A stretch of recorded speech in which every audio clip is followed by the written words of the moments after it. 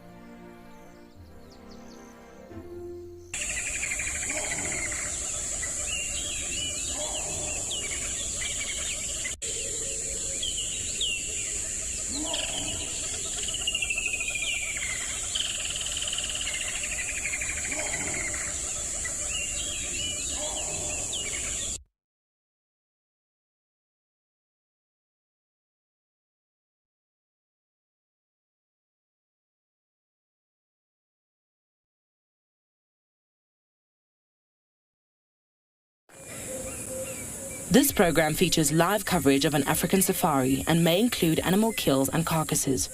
Viewer discretion is advised. It's a beautiful atmospheric start to our day as the sun is slowly rising over Gowrie Dam. There's some beautiful clouds, a bit of mist, and even monkeys alarm calling, which hopefully is going to lead us to a spotty surprise this morning. The monkeys are alarm calling just here, and I'm pretty sure there's going to be something just around the corner. So strap in and get ready for this, your very own live African safari.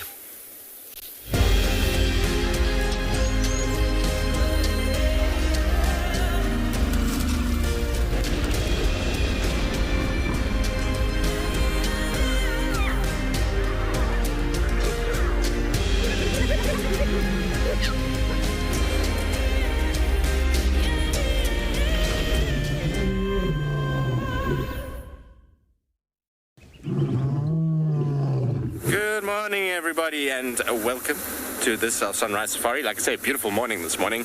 There is a bit of mist, there is beautiful sunshine, there's some atmospheric clouds, there's all the good things out here this morning. There's also tracks for lions chasing buffalo all around here, which a lot of you will know about because of it was all on the dam cam.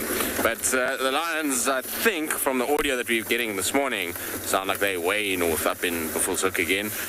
So it seems like they've traveled that way. But there are monkeys alarm calling right here.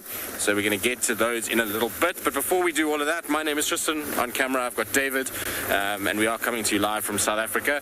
So we would love to hear from all of you. And you can use the hashtag Wild Earth at FC on the YouTube chat stream. Kids questions at wildearth.tv for the kiddies. And any of the comment sections on the other places that we stream to. Sorry, I'm rushing a little bit because there's another vehicle on the other side here that's seemingly just picked up the leopard that we think is around. So I'm sure it's Kalahari that's moving. If they've still got her, then it must be her. I don't think Mulawati would have stuck around for this long. Let's just see if there's lion tracks everywhere here this morning. Looks like we're going to get some frontal weather coming in. These clouds are indicative of a front arriving. I wonder if it's not going to get cold this morning. It looks like it might just do that. Hopefully this leopard doesn't disappear and is still on the road. We know Kalahari has her mom's genetic and she can just disappear in 5 seconds. So we're just trying to catch up with where... So the monkeys were alarm calling here, and we asked the vehicle to check while we were just quickly doing that opening, to please just check that side, or this side should I say, while we were on that side, because we had a view of the dam wall and central from where we were. So you know, if they're going to go that way, then... Okay, so it seems like she's moving in this thicket here, which is going to be a nightmare. Of course. It's typical as we get here that she goes into a horrible thicket. I'm going to just try and go around. She looks like she's heading towards the dam. So we should, I mean, it's luckily not a big block, this. What was that moved in front of us? Something moved here. Oh, it's a duiker. If she's not stalking this duiker. You see it just here in front. It's going to run into where roughly she was last seen. Just want to not move too much now, because if she's hunting, we also don't want to push that little duiker into her, or the duiker to kind of spot her either. You might just hear the monkey's alarm calling in the background, so they can still see her wherever she is, which is probably in this little horrible thicket off to my right hand side. You can see it's not a very pleasant sort of area for us to negotiate, but for Kalahari or for whichever leopard it is, perfect place to be hunting. So I'm expecting her general direction was coming through like this towards this area, and then the duikers just run in to that section now. You can hear the francolins are upset as well.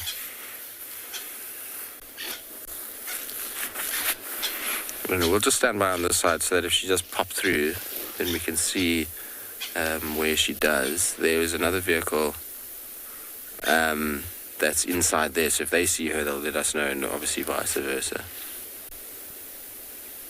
That duiker just ran. It is an exciting start, everybody. It's a bit of chaos to start the morning. It was a serene sunrise, but an absolutely chaotic kind of animal moment, and that things all happening at once. Could also hear Impala's alarm calling up towards quarantine. I don't know if maybe they're spotting something, or it's just the smell of the lions that's lingering from the night before. Obviously these lions were all over. Their tracks are all down this side, all down that side, and that's because they were obviously hunting, and they split up and they move all over the area. So I don't know if those Impalas are just finding it kind of difficult because they're picking up so much scent. I'm not sure. All right, I'm going to try and see if we can get a view of where this leopard has gone. In the meantime, though, let's send you across to the weather for this morning.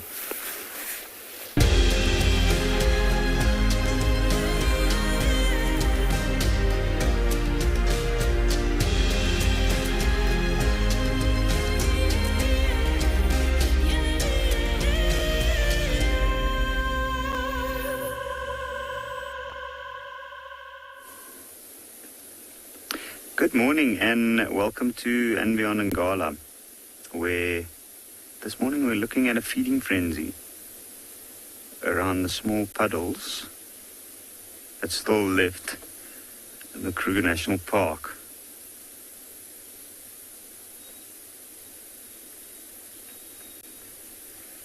You can see there's a lot of quick movements that side.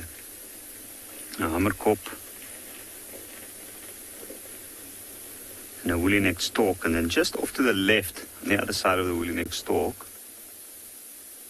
there is a pied kingfisher that we've already seen catching 2 fish.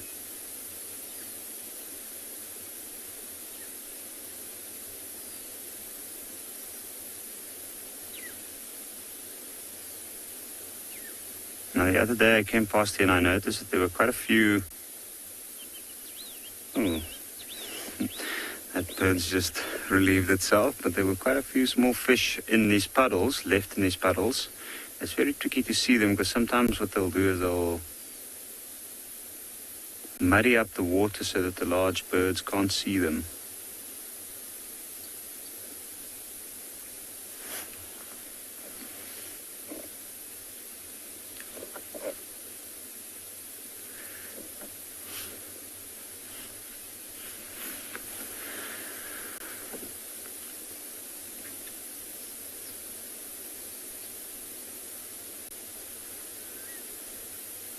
There we go. That one caught one. Now, it's usually way too quick to actually see clearly what exactly those little fish are. And it's also very tough to identify them from here unless you actually go down and try and catch one or two of them.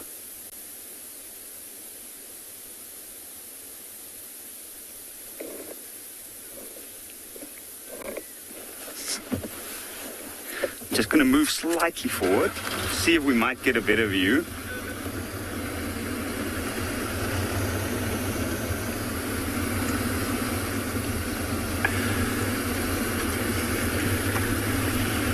Oh. Now, good morning, I'm Yapi, and behind the camera we've got Craig. And we thought we'd set out this morning to try and see if we might find some lions, because we've been hearing them calling all morning in and around this area while we were looking at this little guy.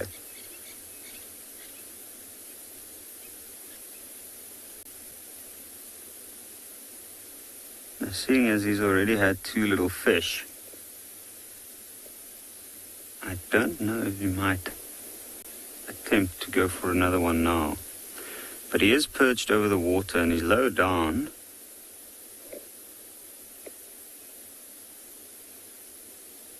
And at that angle I'm wondering whether it's to hide its reflection from the water or actually to prevent itself from being reflected on the water. You can see the head moving cautiously, checking the movement of this little fish, but also with the stalk and the hamerkop moving in that little puddle. By now it's probably quite muddy and it's going to have to wait a little while in any case to see the fish clearly for the silt to settle. Ooh, there we go, and it's got one. It usually takes a turn, and it might come back this way, I'm hoping, but it looks like it's flying off further.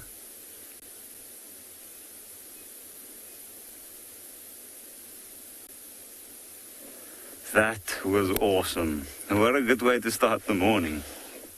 Now,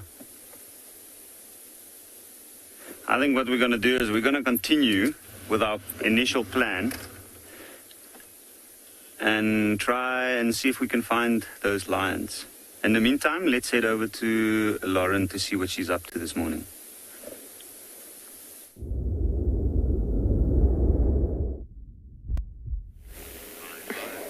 Good luck, Yapi, with finding your lions.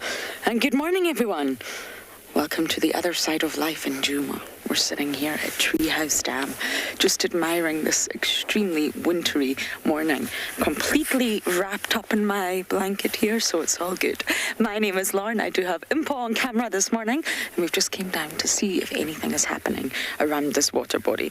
Sadly, there's not, but it's extremely beautiful. If you look how still the water is and all those reflections. Now, I'm not sure if Tristan updated you because he's very busy tracking a leopard, but lots of activity on the dam cam last night. Lots and lots. The buffalo herd, I'm not sure if it was the buffalo herd that I was with at the end of drive. They made it to Gowrie Dam, and of course the lions, Darkmane and co were right behind them. So they seem to have split. Some of the Talamatis right now have been found at Jacana. We don't really get signal at Jacana, I'm afraid.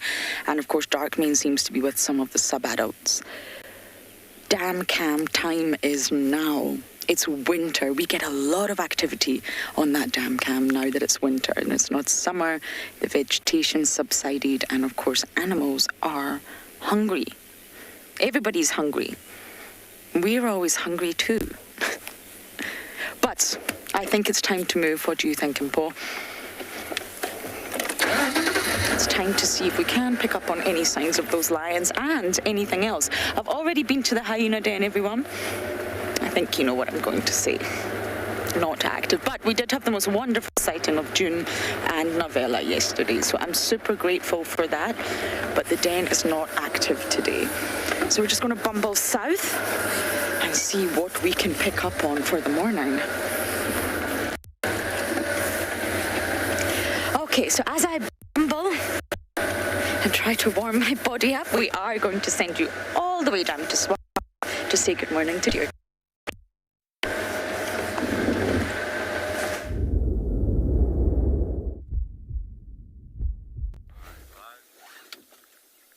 Good morning and welcome to Tswalu. We have a beautiful morning. It's not too cold, lots of cloud cover, but will make for a spectacular sunrise shortly. You with me, Deirdre, and on camera this morning, BK. And we don't have much of a plan, except I do know that we'd like to take you to see if the Rockstar pups are out. They were out yesterday afternoon, so I'm hopeful that they'll be again out this afternoon, or this morning.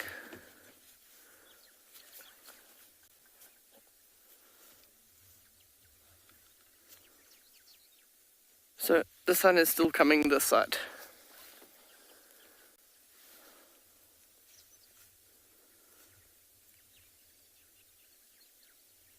Colder temperatures last night, a little bit of wind, and we have got quite a lot of cloud cover, a lot more on the western horizon than down south where you're looking at the moment.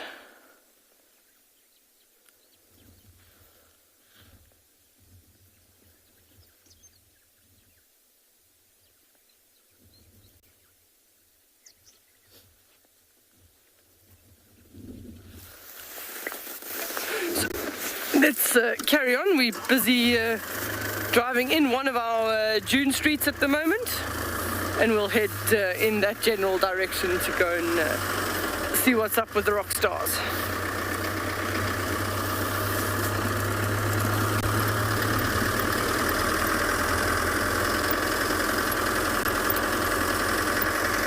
So while we bumble along, we're going to send you back to Tristan.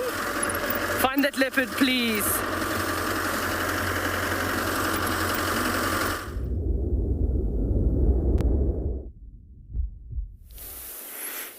You can see a very missioning Kalamba. Okay, girl. Are the monkeys making you upset that you're going to shout at everyone? I don't think this cat has cubs anymore, I'm afraid. Her stomach just does not look like she has milk in there anymore. Anyway, let's see how it goes. Her calling also is interesting. You know, she's... Generally, when they're mothers, they actually don't vocalize all that much unless there's an intruder. Normally, when they mothers, they keep quite quiet. They don't want to attract too much attention to themselves. But, you know, it's the way it goes sometimes. I'm going to actually just shoot around and see if I can't get her. Because she's going to, I think, do us a dirty here, unfortunately. Is that she's going to head... She is too.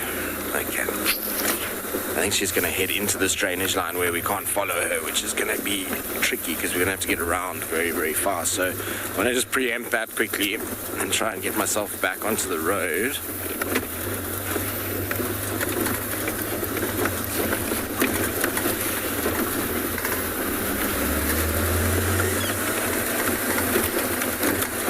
We're going to have to cross the dam wall, and then from the dam wall all the way around back into the drainage, and you can see she's not exactly moving. Very slowly. Now a lot of you are quite sad cub situation. Well, I mean it is sad. It's not a pleasant thing at all. It's not what we want for little Kalamba. We obviously wanted her to be as successful as possible, but at the same time, where is she gone? She was walking straight here. She can't have beaten us past here. Surely not. Is she on top? She is so sleek and sneaky sometimes when she wants to be. But she must have gone up.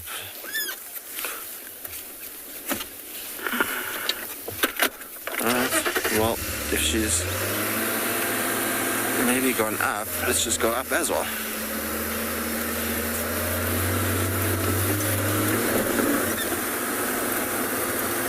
Come on, Rusty. Just don't want to go too quickly in case she's just on top here. I don't want to drive onto her. We'll go up like this. Alright, so I'm going to try and see if we can find her again. I'm sure she's here somewhere. She can't have gone too far in the time we got around. So while we try and find her, hopefully there'll be some success.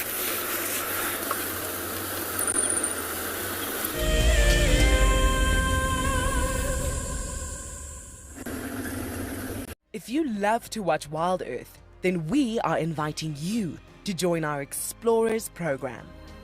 For a monthly subscription, you will have the opportunity to win fantastic Wild Earth expeditions. Join our guides for a chat around the fire, receive weekly highlights from our shows, and much more. All the money will go to keeping these live safaris on air, which in turn allows us to escape into nature every single day. Founded in 1973, the Endangered Wildlife Trust has consistently and effectively worked towards achieving our conservation legacy.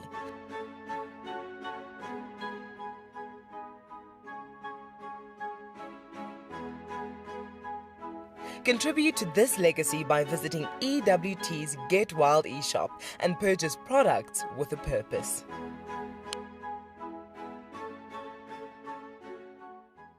My name is Ross and I'm a field guide at and Beyond Pinde Private Game Reserve. I love getting questions from guests on Wild Earth because I love sharing and learning information about nature with new people, and it also makes me feel like you're all joining me in real life. If you want to ask a question on Wild Earth, then you need to register on our website. Once registered, go to our live safari page and submit your question below our live feed. Look at this, the little one is up and about. Certainly hasn't had enough milk at this age. No amount of milk is enough. Oh, Corky. Too sweet. Oh, look at this.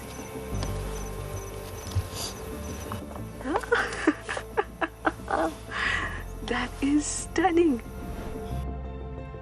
Tune into Wild Earth every single day. It's in your nature. Delivering 6 hours of HD wildlife content live every day is no small feat. It's a massive team effort and we all rely on one another. Cam Ops have a bit of work to do in the morning, up nice and early, get all the checks out of the way and make sure we're ready to go live. Helping others fall in love with nature brings meaning to what I do. It's also a lot of fun.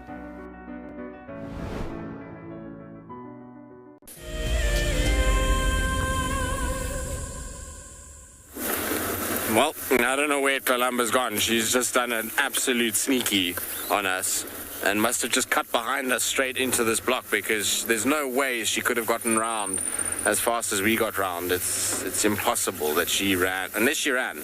If she ran, we might have missed her completely. But I don't know. I mean, we left her right here and now she's gone.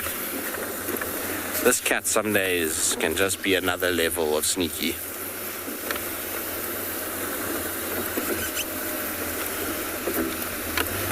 So she did run into the drainage line. All right, it's cool.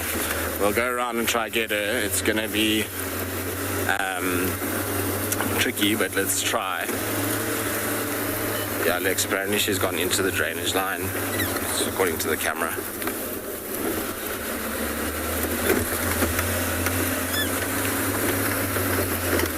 So Lex is gonna go around.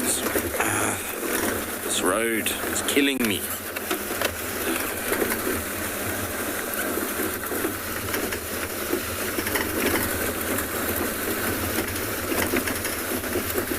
just going to try and drive on the edge here. I don't know how long ago she went, according to, or how far she's traveled since, but you can see she's walking quickly, so everything is going to be fast with her this morning. I can see it. She's going to be busy.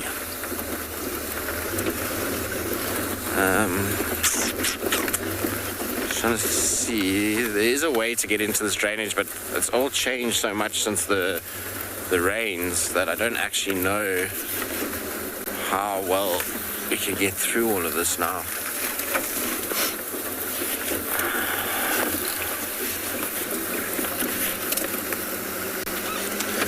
It's all eroded so badly.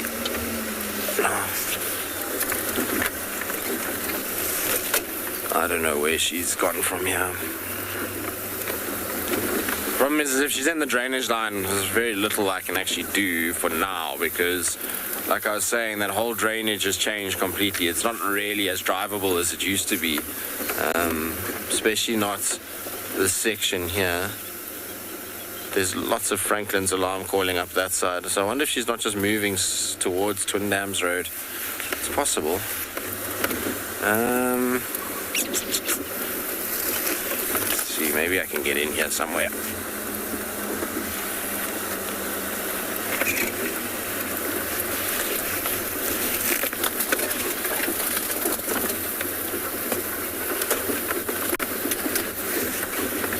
Alright, so I'm going to try and see if I can find her. In the meantime, I'll send you to Steve to say good morning.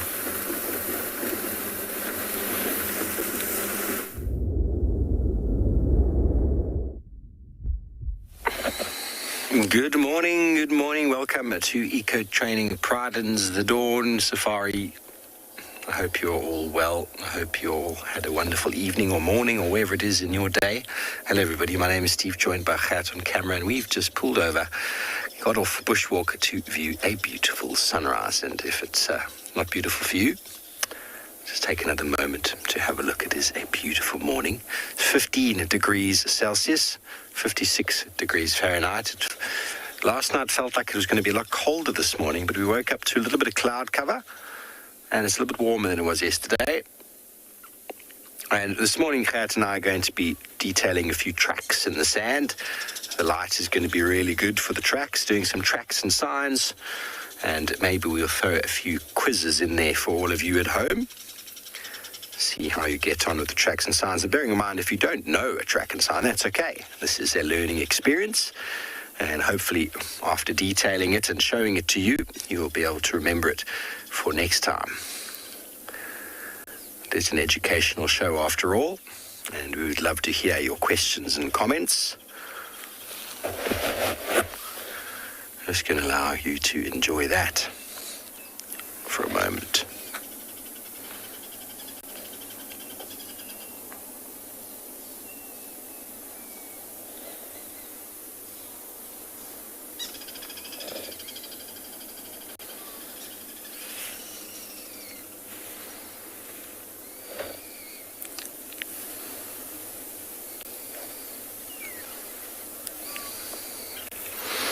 Very good. Well, while we continue on, let's send you to Lauren with some hunting kingfishers.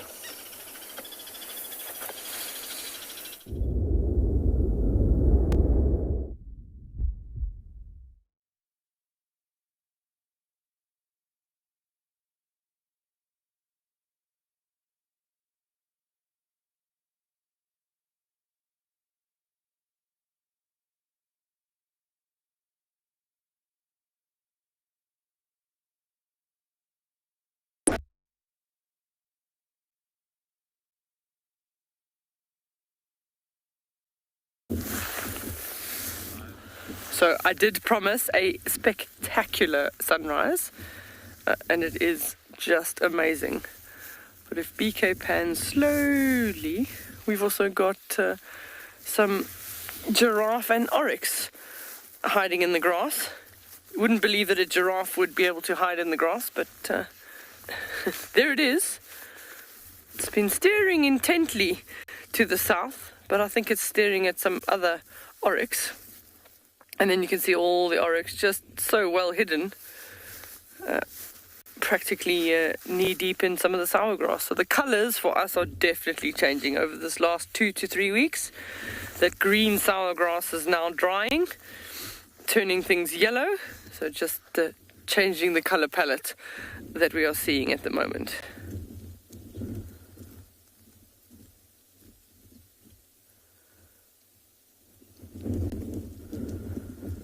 That's just a really beautiful Kalahari seed net.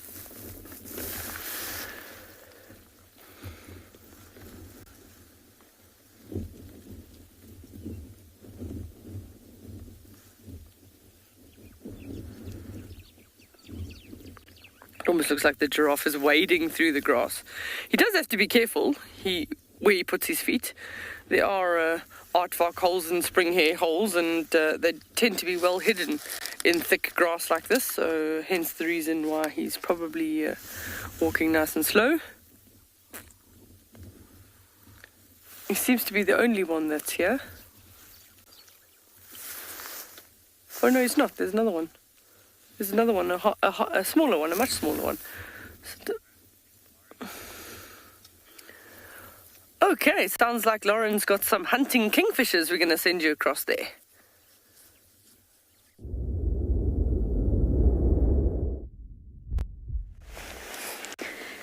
Oh, we just missed a hunt. One of the pied kingfishers got a fish. And there's a brown hooded kingfisher around here as well that just got chased off by the pied. 2 different species. It's remarkable. I just love these birds. They're very common right now, but they're always active. I love to see them hunt. That really unique hovering that they do. That's unique to all the... Oh, here we go. Oh, oh, oh!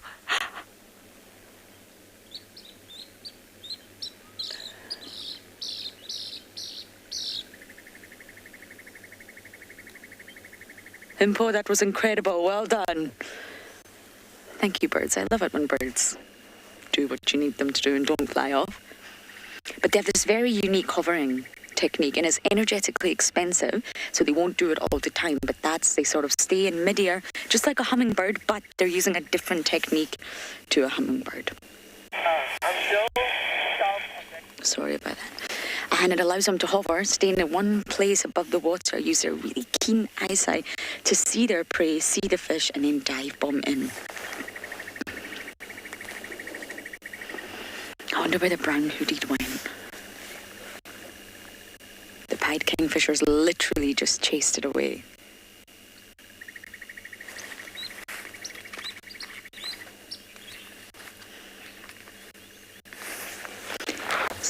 One more time, Jared, our comms are breaking up. Safari Kitty, you are saying...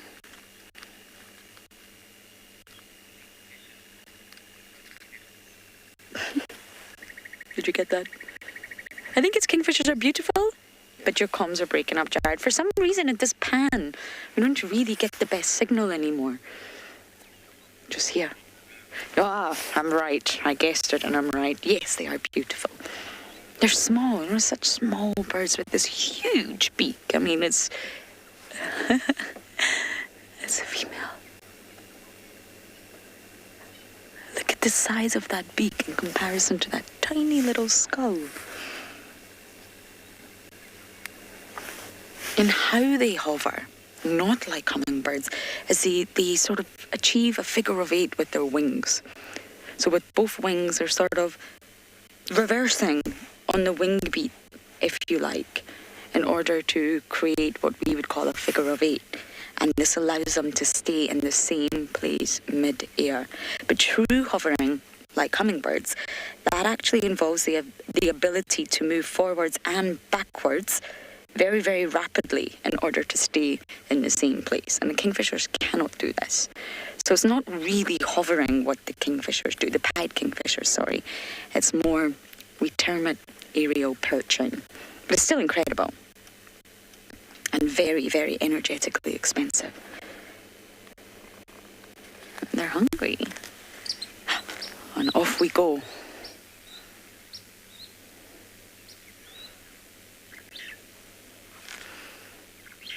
And they're really easy to see, of course, black and white, stark contrast. These colours really stand out in this environment, or these shades, should I say.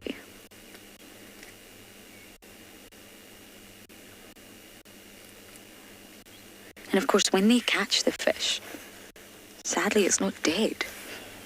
So they've got to really kill it. They've got to really smash it against the branches so it's not moving anymore in order to swallow it. And that's quite remarkable to see.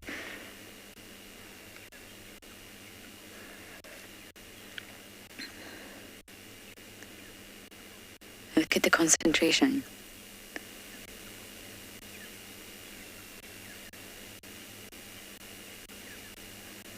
I love their hairdo. It's really just the best.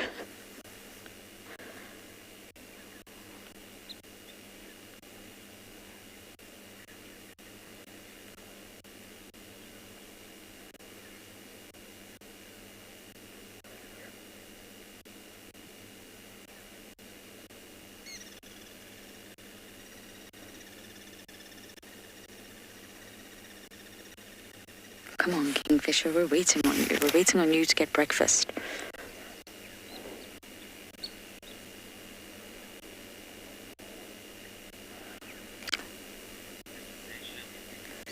This little pan is actually so productive. Still, there's still a lot of water, which is surprising. A lot of pans have dried up. The volume of water in most water bodies is, of course, getting less and less, but this pan is still pretty full. Still got all the water lilies at the back.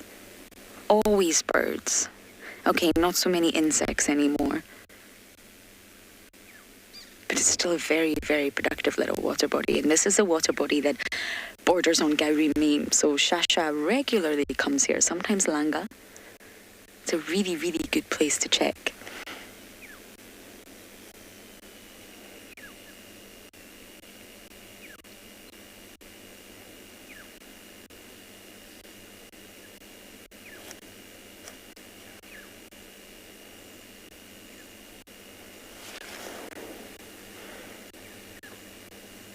I wonder if this is the one that already had the fish. So maybe feeling slightly full, shall we say.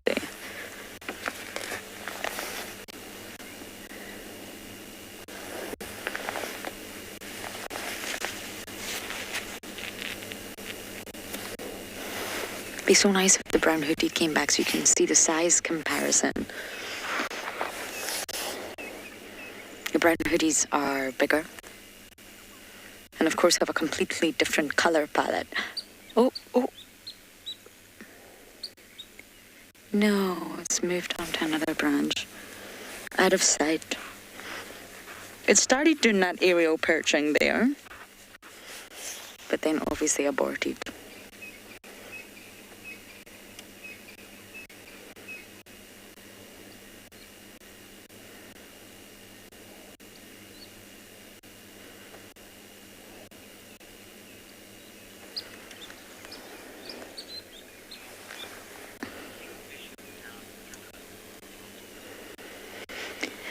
No, not at all. They'll all have their own. So, that's it. That's the aerial perching. In. Did we get lucky? We did. Look at that.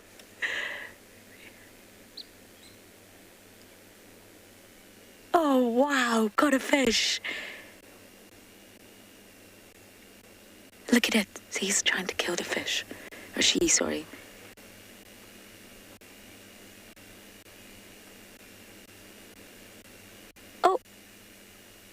And that is that.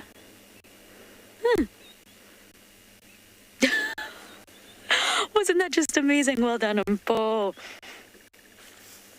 A successful live hunt. But no, all kingfishers don't sound the same. They all have their unique calls. Of course, some are migrants, some are rare, and of course some are all year-round residents. Well done, girl.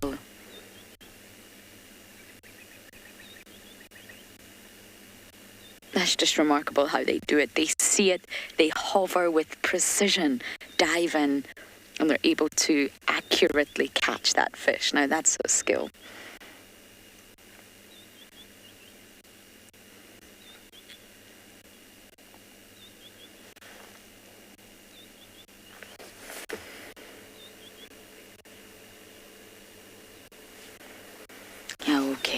we're going to bump out south, see what else we can find. And we're going to send you across to Tristan for an update on Tlalamba.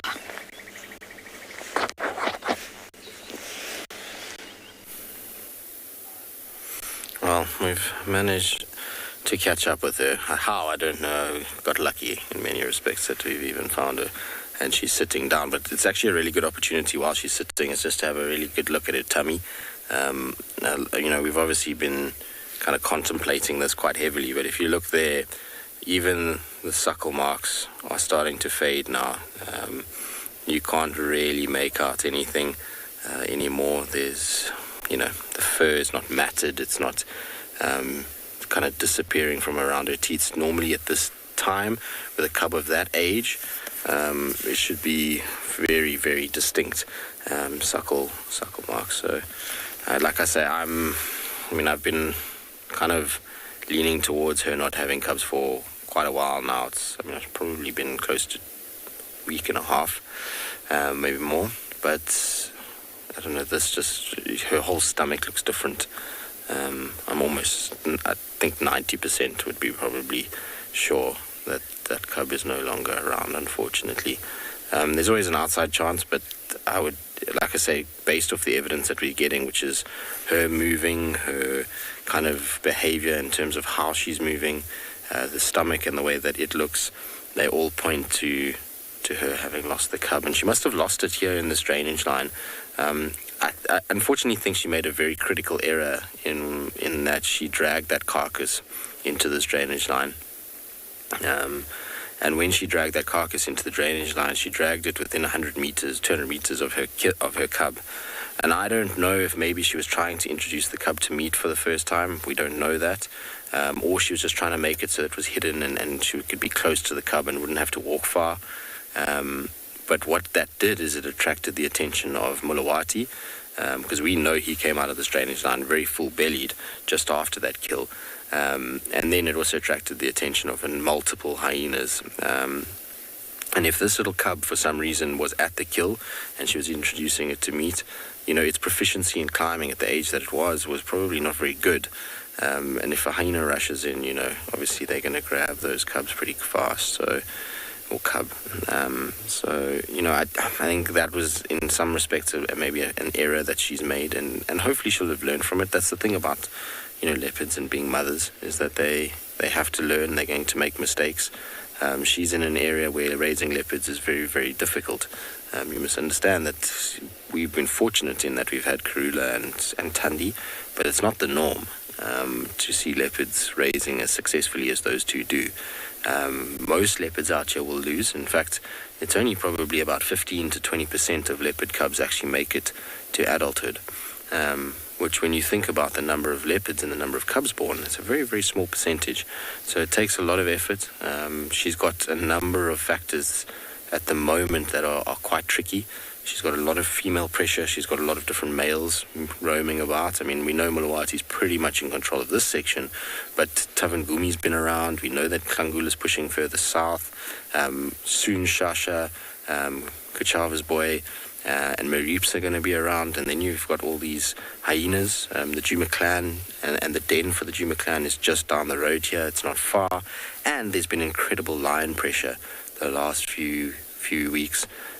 Which is only going to serve as another issue for her. She's got to deal with all of these different things, and that's not easy, playing that balancing act as well as trying to find food for yourself. It's a tricky game that a leopard's got to play, and it's not easy to be a mother.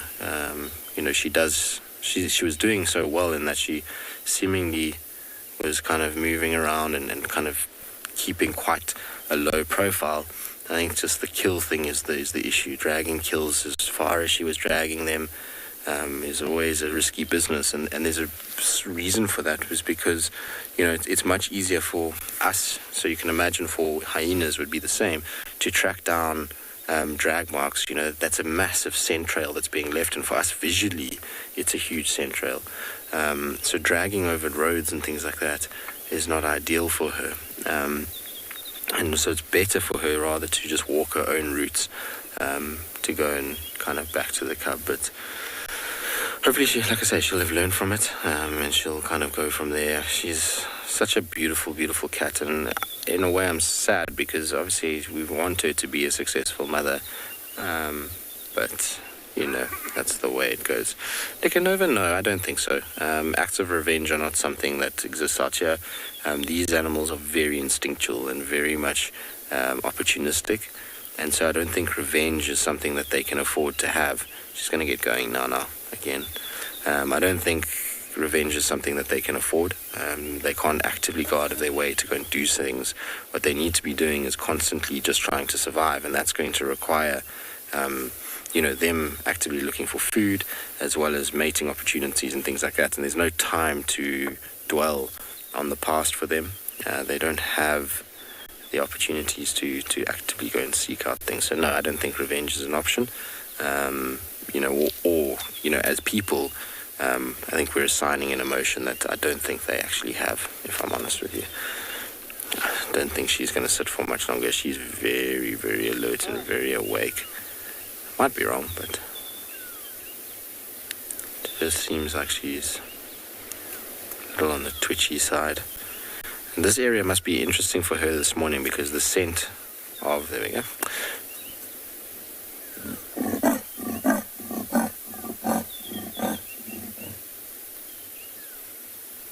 That's very interesting. Now the call is not interesting, but the chuff before the call is very interesting. Typically leopards aren't chuffing before they're calling. Now where we are, it's very close to where we think this cub would have been lost. It's just down in amongst all of this. Don't Kalamba. Seriously? Where she's going now is near impossible to negotiate. You see she's sniffing around. I wonder if she hasn't picked up the scent of Mulawati in here. Now remember, if she has lost cubs, and like I say, there's an outside chance that she hasn't, you could still see her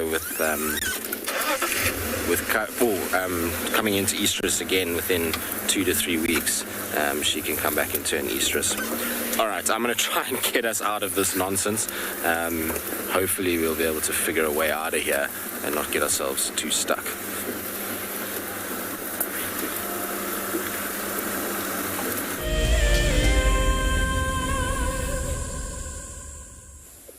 Every creature in nature has been blessed with a mother. There we go, there we go, first on 4 legs. Oh my goodness. For most African mammals, motherhood starts by giving birth, surrounded by danger. Look, it's kicking, it's struggling, trying to get out. It's like, Mom, I want to be out, I don't want to be in here anymore. How incredible. Babies need constant attention from their mothers as they explore the world around them. That little buffalo takes its very first steps in what can be a fairly cruel world out here for a young herbivore. Accidents are bound to happen, but a mother's love and sympathy provides comfort. Oh, careful, careful, careful. Oh no. Oh, it's okay, little one. If you want to find out more, then sign up to be an explorer and join Tristan and Lauren at the fire on Sunday the 9th of May to celebrate our wild mothers and the countless difficulties they overcome. Being a safari driver requires some serious multitasking ability. You've got to be able to talk, look at the road, steer, and occasionally get the vehicle into the right gear. Do not crash into any trees.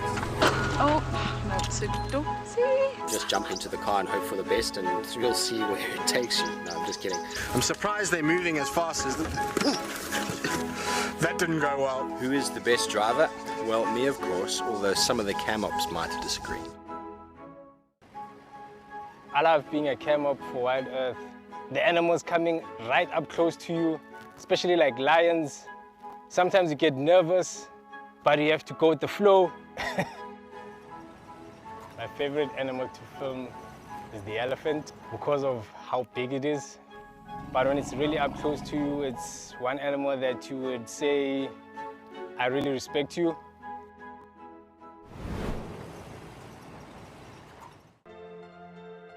The croc is still holding another one there. It's holding from the hindquarters. I would really want... The wildebeest cross, is it trying? The croc is holding the tail. It's holding tight. Oh no! Goodness me! Lucky, lucky wildebeest. You have another day to live. Expect the unexpected here on Wild Earth daily.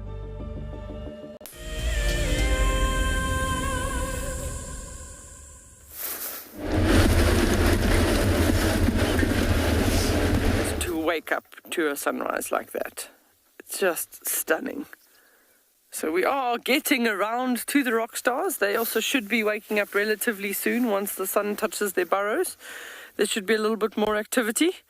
We are on our way in that general direction, but we are still in awe of the sunrise.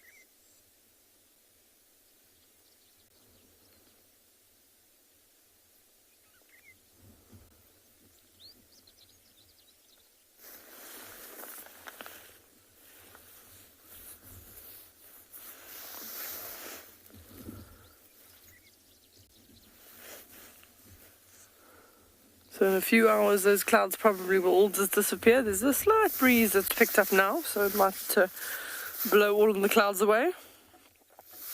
But everyone is saying absolutely amazing. Agreed.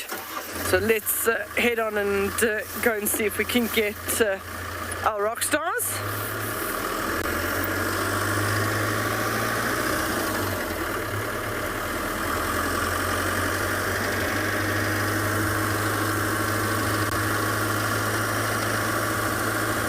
So that Rockstar family is expanding and expanding. It must be nice for them overnight to snuggle all together in a hole.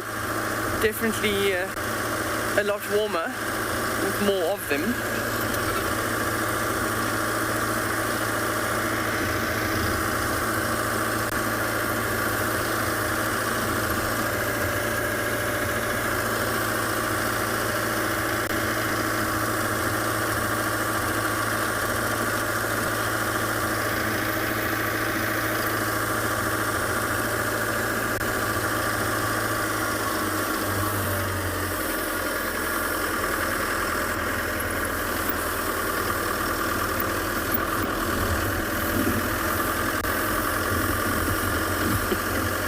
That golden shine on those grasses is just really beautiful.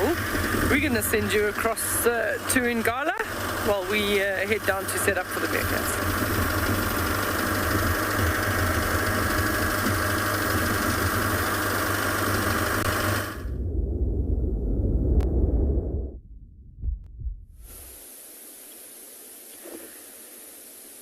If we listen very carefully, we can hear a male lion calling.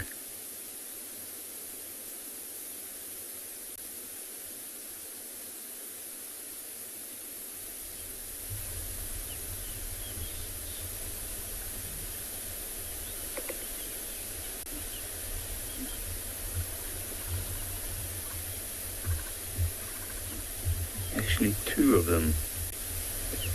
The one's closer to this side and the other one further down. And you can see, if we look at the impalas, you can see they're drawn in by something. They're a little bit skittish because of those lions calling.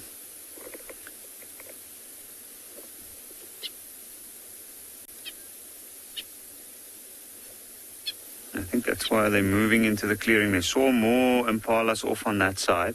There's also one elephant further down, which is also moving at this point.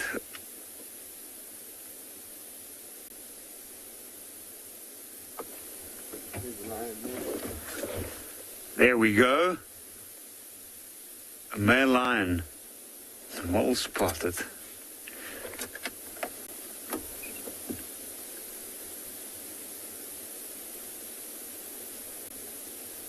He's busy calling as well. You can see he's making himself very conspicuous. I think he's going to walk straight across that clearing. There we go. We'll try and see if we can get a better view in a moment. It looks like a young male from here. His mane's not fully developed. What I'm thinking at this point is maybe he's been... You can hear he's calling. It's like a soft call in the direction that he's looking. That's where I can hear another male lion calling from now. And I think he's possibly been chased from that side.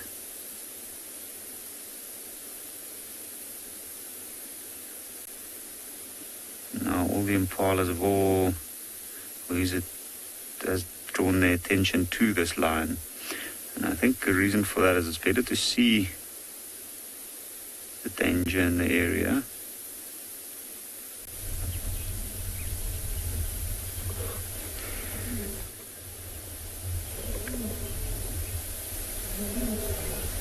And from what I can see, because you can see this lion is moving steadily even though he stops to have a look back. It sounds like the other one's coming closer, which might mean that maybe this lion came from that side and he might be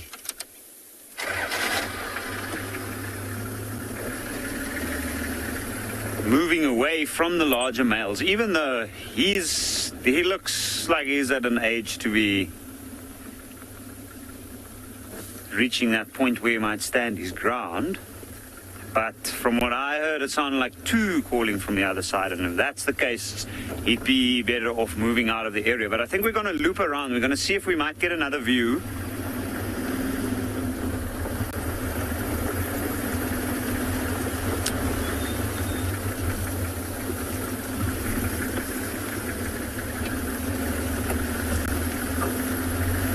Florence, how often do male lions hunt on their own?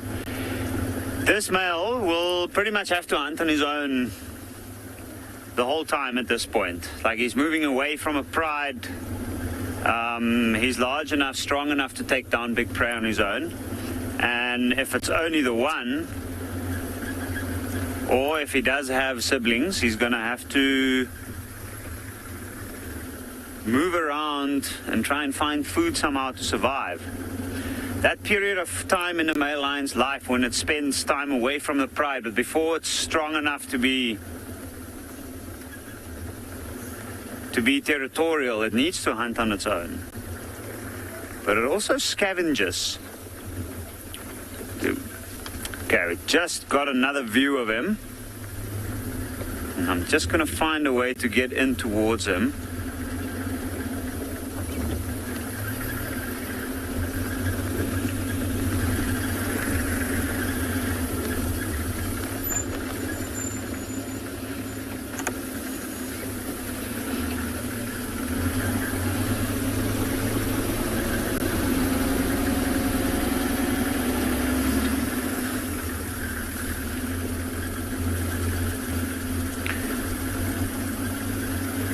When you find lions like this and they're moving, they don't look like they're moving that quickly, but they actually cover ground very quickly.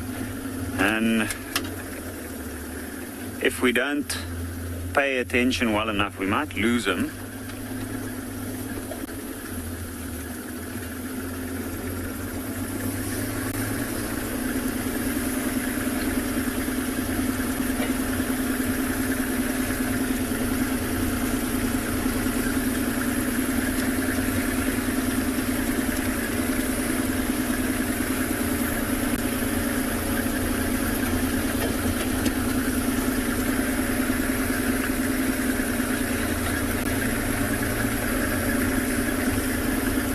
Now, if I'm not mistaken, it looks like this lion is limping a little bit.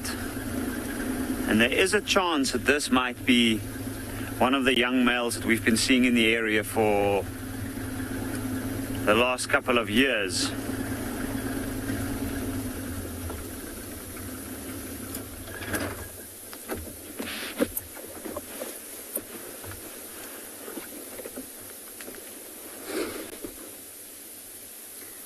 By the looks of it, it also looks like he's fed a little bit.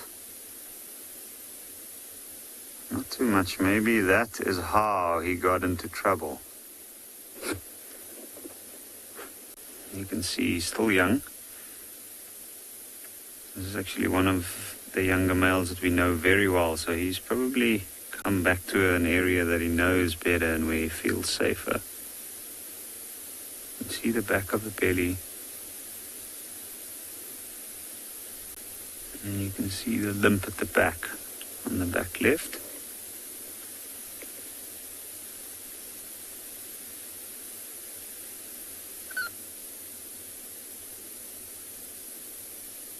I wonder where he's moving off to. Because for now, I think he's just trying to get distance between him and the other males that we heard calling earlier. Because with that limp, he's at a little bit of a disadvantage. But he also doesn't seem overly concerned.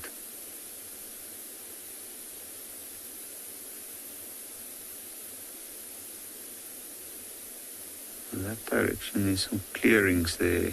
And there might be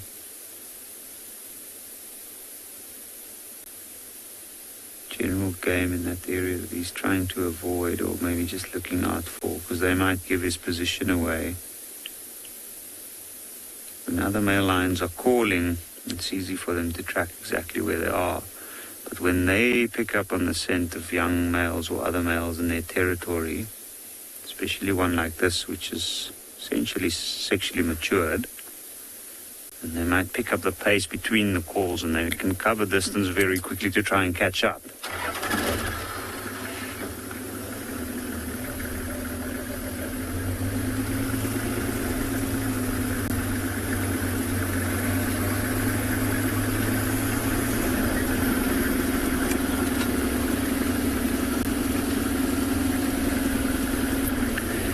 Okay, so I think we're going to try get another view of this male lion, and then in the meantime we'll head over to Steve.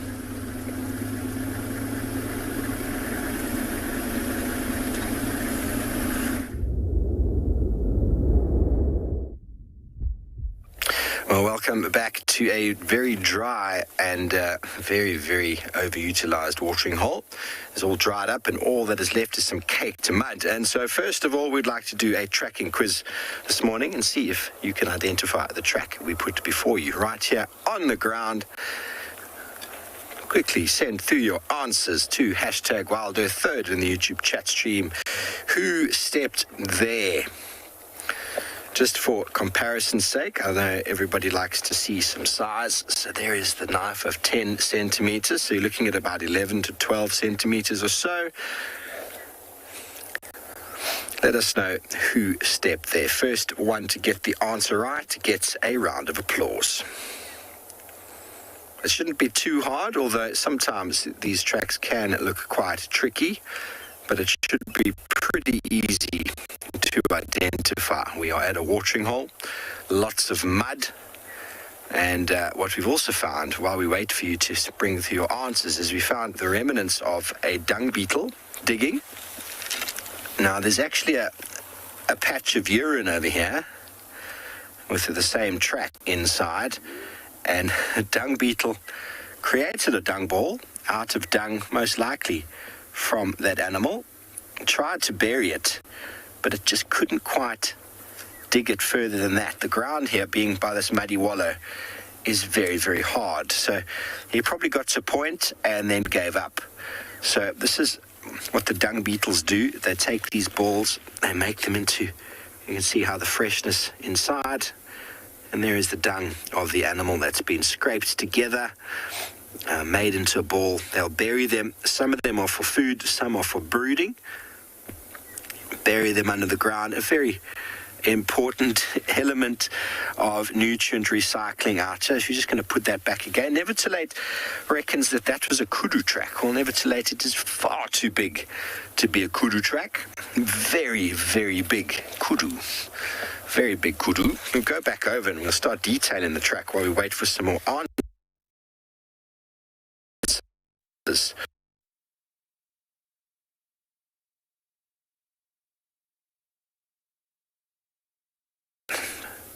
going all the way around, and you can't see it because the ground's quite hard, but there's a line in the middle there. It's a very big track, very big foot of a hooved animal that likes to hang around water and likes to mud wallow. They are indeed a grey animal, and dung beetles and flies follow them around. Craig has guessed buffalo. Well, Craig, it is time for your round of applause. Well done, Craig. It is indeed a buffalo. Now, it's not the most difficult track to identify, everybody, but sometimes some tracks in the sand look a bit different from others, and because the ground is quite hard here, he hasn't been able to leave much of indentation there, so you can see where the hoof has sort of touched the floor. So this is the front, there's the hoof, the rim of the foot, a lot of the weight goes down in the back of the pad.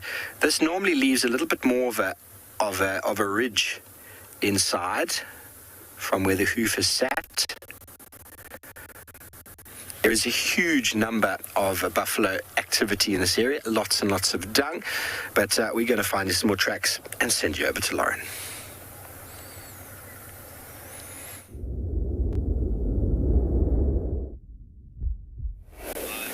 You will not believe the morning we're having. We found a leopard. Didn't get it live, unfortunately, so we followed the leopard, and I think we found the Nkuhumas, everyone. Help me. Is it the Nkuhumas? Impo's going to give you a view of all of them, but I'm the only one here, so I'm going to keep my very noisy radio channel on. Peter? I'm going live, but you'll see me once you go behind Charles' house. They're starting to get mobile west. I think it's the Nkuhumas, everybody. I was following a leopard, and it's the last thing you expect to see when you follow a leopard and you find a bunch of lions. I don't know who the leopard was. I think it could either have been Shasha and Langa, and they went into the drainage line about 15 meters from where these lions are. But these lions are getting mobile now. Yeah, it has to be the Nkuhumas. Everybody's looking for the Nkuhumas. And here they are. We're on Chitwa. What a morning.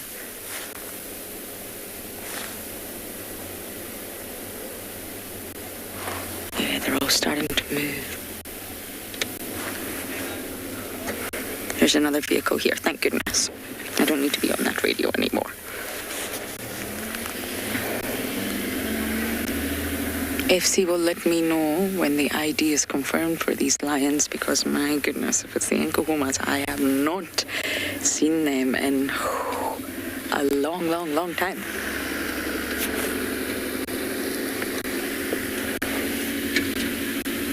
Oh, this one's... No, you're not limping. You're all very full. Michael Fleetwood, thank you. Yes, I haven't seen the Nkuhumas in so long. Hi, guys. The squirrels were going crazy. There's a leopard. There's also lions. My goodness, everything is happening on Chitwa.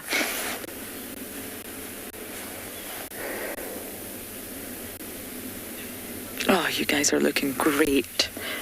And I spent my entire sort of initial part of my career with the Nkuhumas.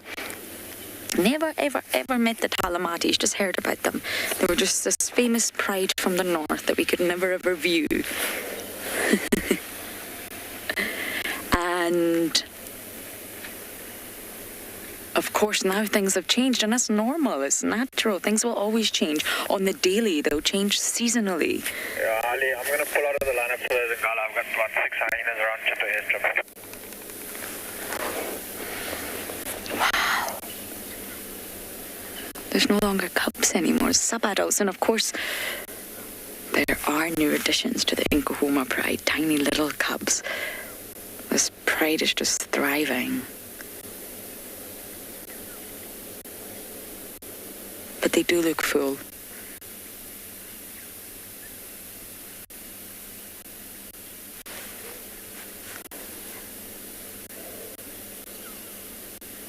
I remember the days we found all the cubs, so special. you're saying there's such a beautiful pride. I know, and it's really been so long. This is a treat for me. Nobody knew they were here. I love that moment when you're looking for a leopard and you think, there's a leopard. No, that's not a leopard. That's a lion. It's magic. That's the magic that happens out here. But they are extremely beautiful. And I'll never forget the day Steve had found Chile with little cubs. And it's just a brief view. Steve thought there was only 2. And then BK and I were driving the next day and we just bumped into a lioness, as you do. And it was Chilla. So we were following her, and lo and behold, she just took us to the den. The den had moved, which is normal. It's very common to move your cubs very regularly when they're extremely young. And we found 4. And my goodness, they were the smallest lion cubs I have ever seen. I've got lots of good memories with the Nkuhuma Pride.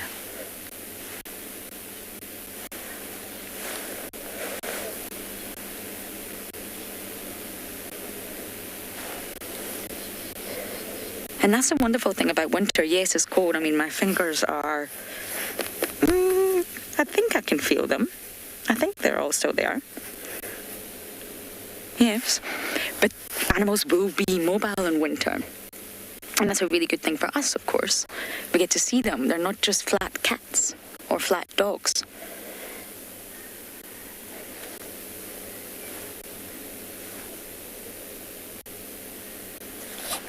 My heart is so happy right now. I just wonder who that leopard was. We'll figure it out. We'll find the leopard. Hopefully it's far away now, though. You probably realize there's a pride of lions here.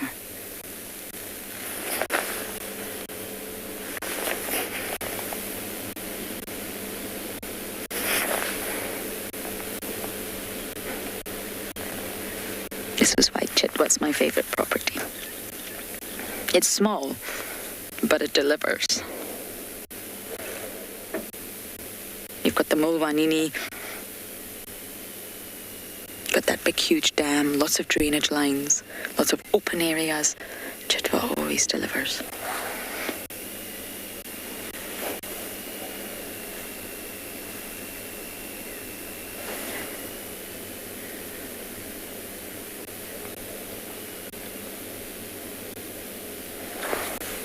They are all moving west, so we may not be able to stay with them too long. The further west they go, they're going to enter onto Little Gowrie, and we cannot traverse there. And I'm just going to go forward, but I think there's more individuals over this side. And many of you are happy to see the Nkuhumas. Me too. You cannot be more happier than I am right now. My last stint, Steve saw them a lot, but I did not.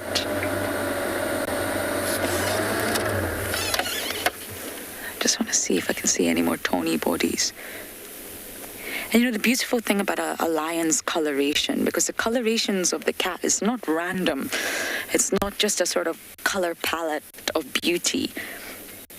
There's a study that says the sort of pattern, the coloration of each of the big cat's coats it matches their habitat. Hello. Beautiful boy. Look at the muscles in that body.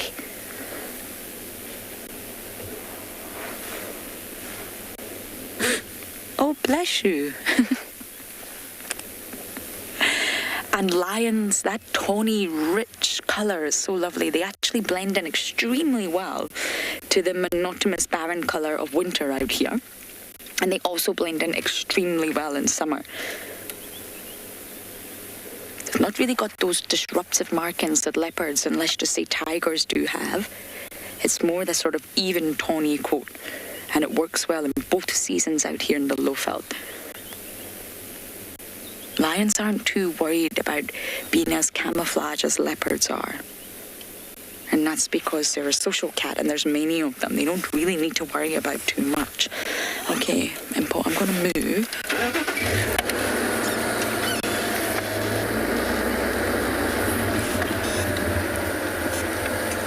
Just want to make sure there's no other lions.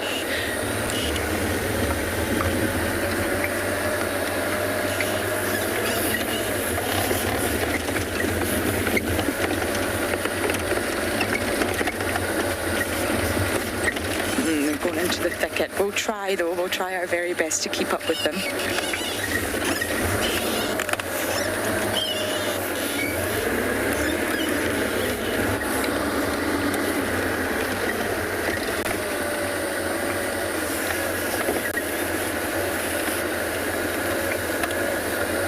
Crossed that boundary between Chitwa and Little Gowrie before by accident. I got very excited. I was following dogs, and lo and behold, you end up on the wrong property. It's not a good idea. Okay, I am going to try my very best to keep up with the Inkohumas as long as they are on this property. What a morning! So, from my lions, we are going to send you across to Ngala.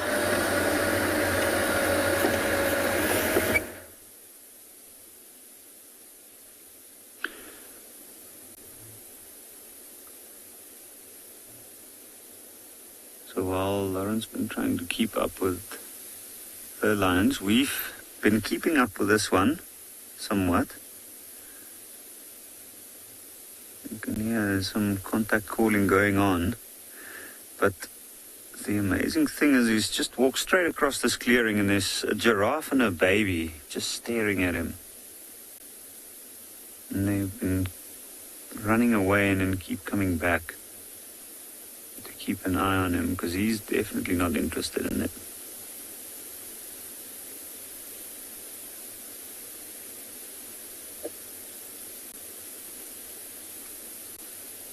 It's interesting to see him contact call here. One would think like if there are other males following him, then that would not be the wisest thing. But I don't think they'll come all the way here because this is essentially not part of their territory, at least as far as we know or understand.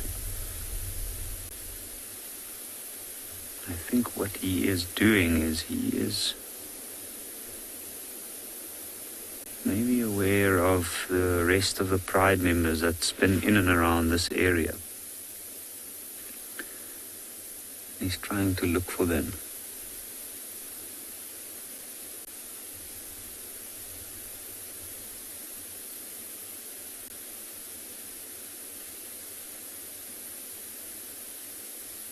He's carefully scanning the area. There's a lot of large clearings here.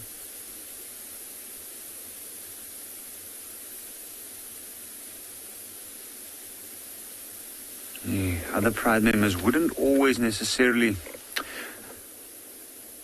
call back at him.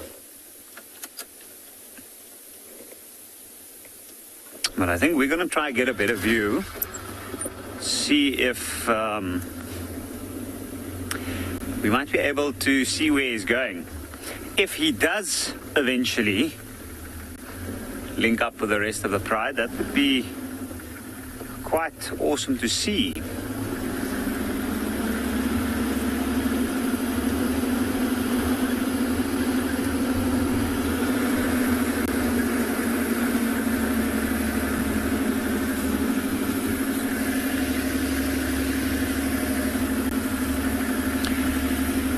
David, to answer your question, a young male lion joins a new coalition with a lot of effort and luck.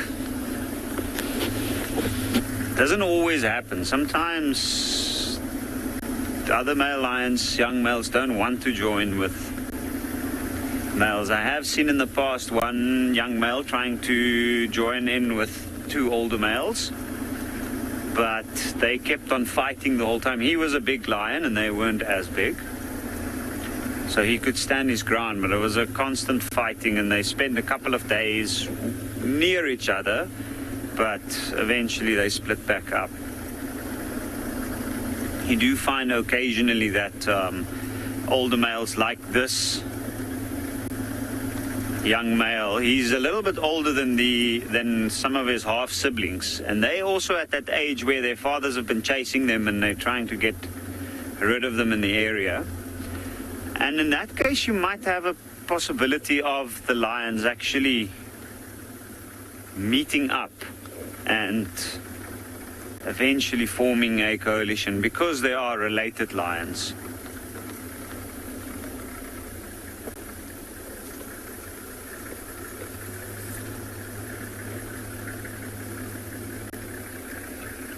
But it's not something that commonly happens.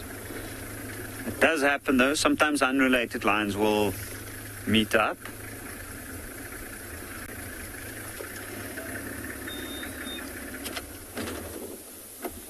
Now, it looks like he's just settled here, and I think he feels like he's far enough away and maybe safe enough. You can see he's still looking in the direction that he came from, which is the direction those other males called from.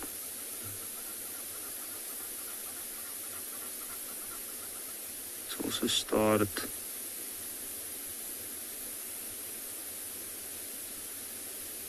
started heating up quite a bit.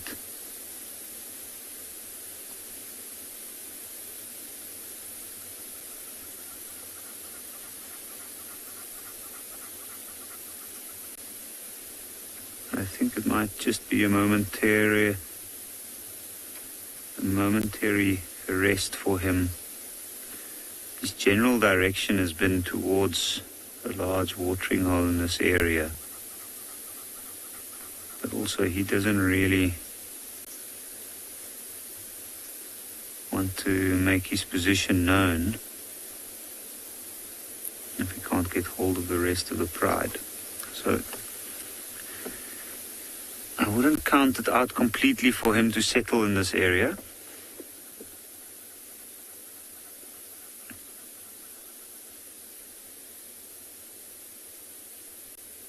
The way direction that he's staring at, there's some giraffe, or the giraffe we saw earlier still there. And I can also see some oxpeckers going that way. There's some wildebeest impala. I mean, because he's a lion and therefore, well, a young one, so even more so, very opportunistic, he also realizes the fact that they could start calling at him.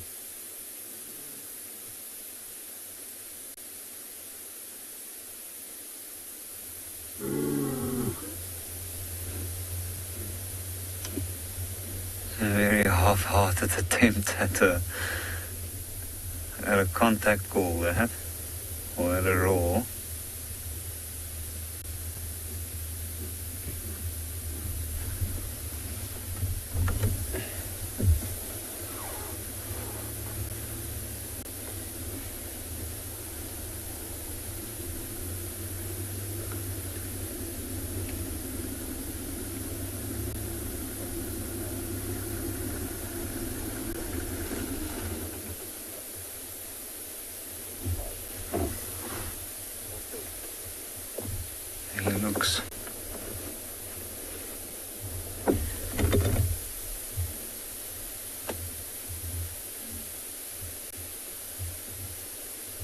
It looks a little bit more calm now. I think maybe he's decided this is far enough for now. We also haven't heard the other lions call in a while.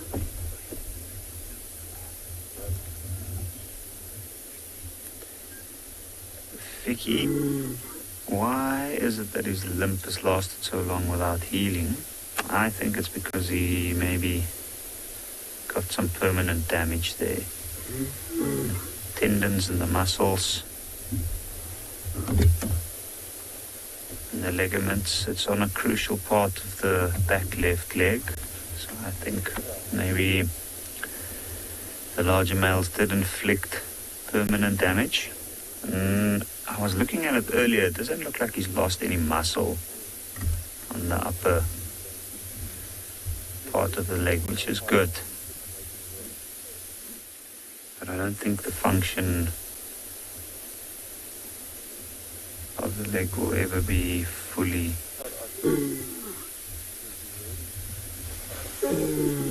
recovered.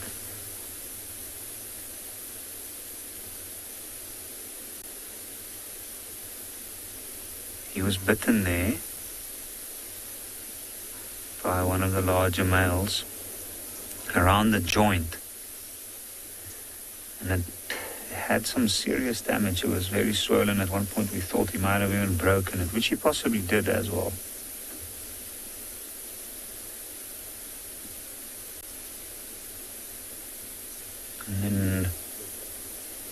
after about 3 months, we started recovering and we thought, okay, no, it's looking good. Then the same thing happened on the same leg.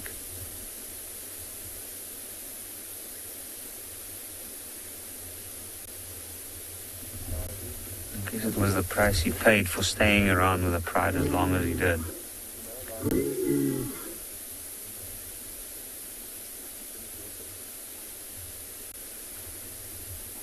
Even though he had all the other benefits of living with the pride,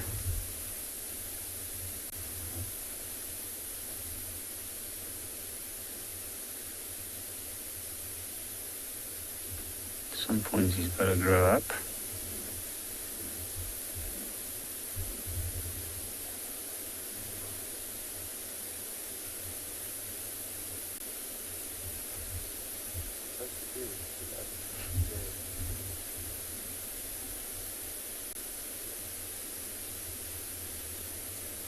I think that little frisk walk and where he came from this morning has definitely also taken a bit of energy. The calls do seem a little bit sad. I agree with everyone, but I wouldn't put it that way. I think it's actually more of a good thing for him. It means that he is well aware of where the other members are, at least in terms of general area.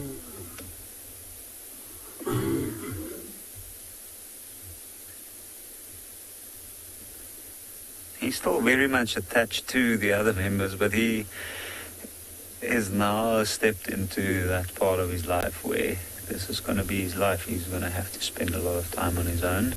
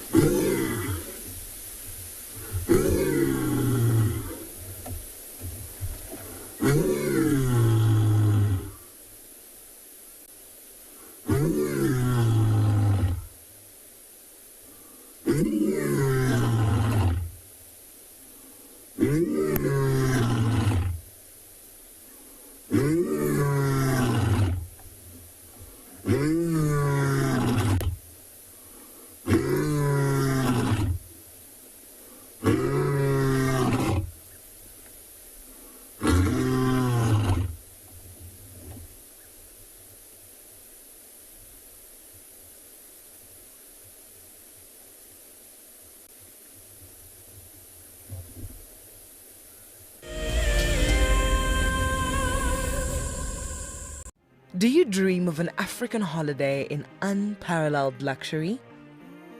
Where your days are spent in the company of wildlife and cooling off in your very own plunge pool? Well, this month's prize may be the one for you. Expertly camouflaged into the unspoiled environment of the world-famed Sabi Sand Game Reserve, it's hard not to fall in love with Simbambili. Sign up to be a Wild Earth explorer before the end of May, and you and a friend could be jetting off to this ultimate escape from reality. A luxurious safari and spa getaway wrapped up in one impressive package.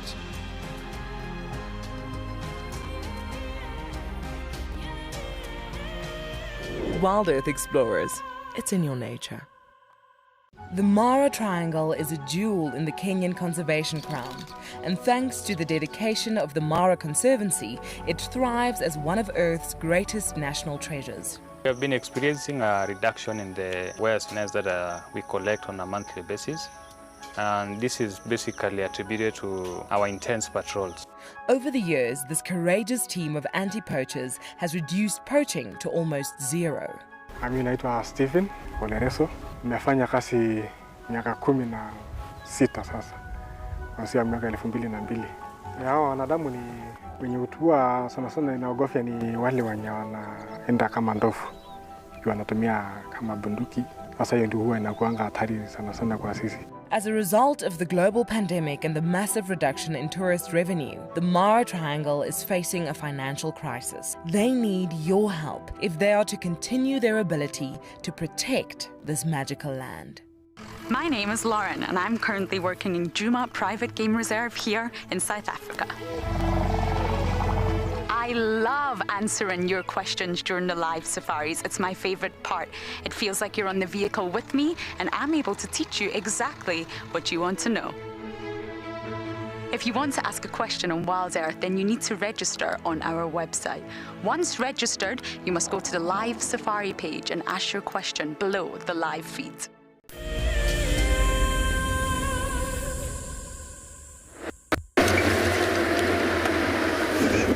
We've just been with wild dogs. Nkahuma's crossed into Little Gowrie. We watched them go 1-1-1. Wild dogs just made a kill. 2 hyenas. I think one is in the belly. I think. All on Chitwa. They killed something really pair or something small. So hopefully we get to catch up with them. I don't know which pack. They're me going on the radio in order to relocate them. They're mobile.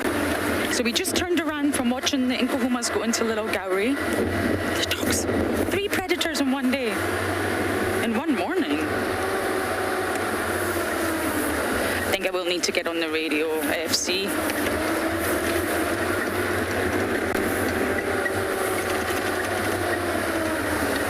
They're very mobile now. And if they caught a scrub here, that means they're still hungry. It was over in seconds. Launch, gone.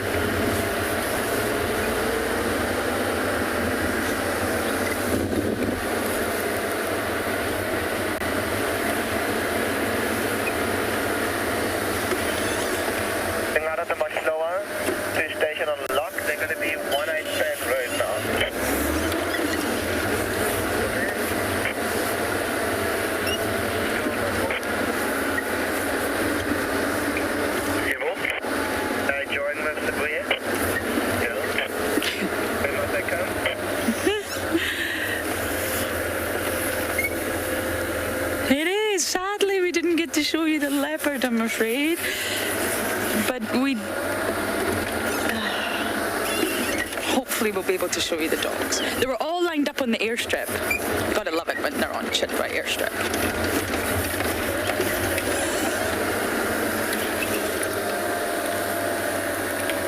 Dylan, come in. Yeah, okay. You got them there. Copy. Sorry, I forgot I was live there and put on that voice. Sometimes we're a little bit silly on that radio. Oh, here they're all coming towards the car. My goodness, look at this. The dog's chasing the hyena. Is that you, Ndebele? Hello? Huh? Really not positioned very well here because I didn't expect them to run towards us. They're all gonna come. Okay, I think it's best just for me to stay still. Hello, good morning. They're coming in post straight ahead. Wow, they're right in front of the car. Look at this. Dogs, hyenas.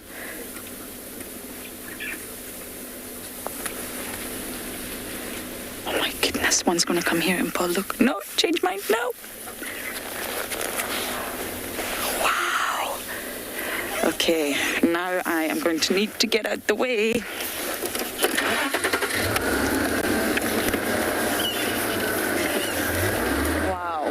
Wow, what a stench. That was incredible.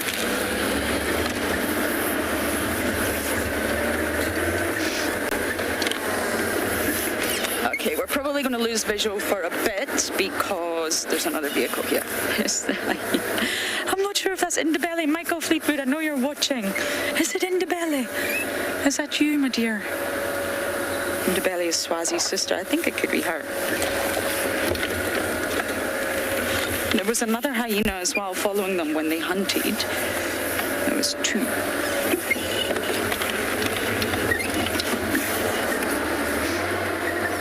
The Sands Pack. Thank you, James Richard. Thank you, thank you. My brain is feeling a little bit discombobulated right now after everything that's been happening this morning. They've gone down to the dam. Sweet. Hi.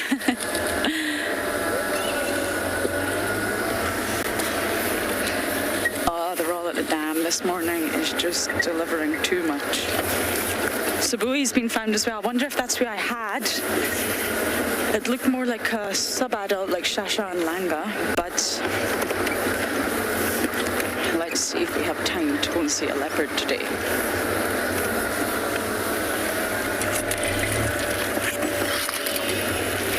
Okay, Paul, work your magic. Isn't that so lovely? This is just an extension of Chitwa Dam. So it is pretty much Chitwa Dam, but far, far on the eastern side. And obviously because the dam got so full, the banks sort of exploded. And this is where we are right now, but it's pretty much Chitwa Dam. They're all having a drink. They're going into the open area. I think they're going to hunt. Open area is perfect for dogs. Really, really perfect. Because they hunt by coursing, not ambushing, not stalking, not like a lion, not like a leopard. It's run, run, run, run, run. Okay, everyone, we're going to have to go the long way because the ground is wet. And I don't think we can cut through. Well, no one else is cutting through, so I don't want to be the naughty one. This is going to take a bit of doing.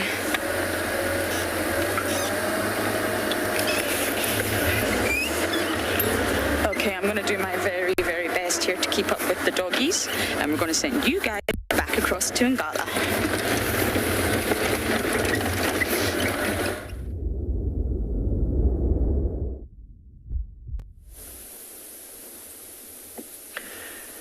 So earlier on we had this lion call one very desperate attempt, which I'm thinking is to try and find the rest of the pride members. So the small group of lions might possibly be in this area. One lioness in there is also his sister.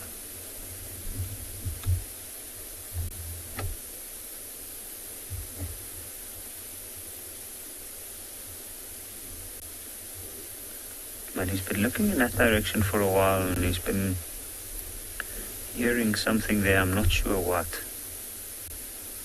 Something that I can't hear from here. But I do know that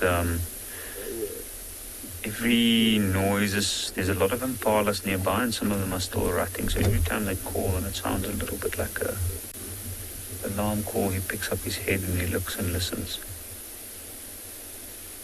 Which might also be because it might be an indication of other lions in the area. So he's a bit in between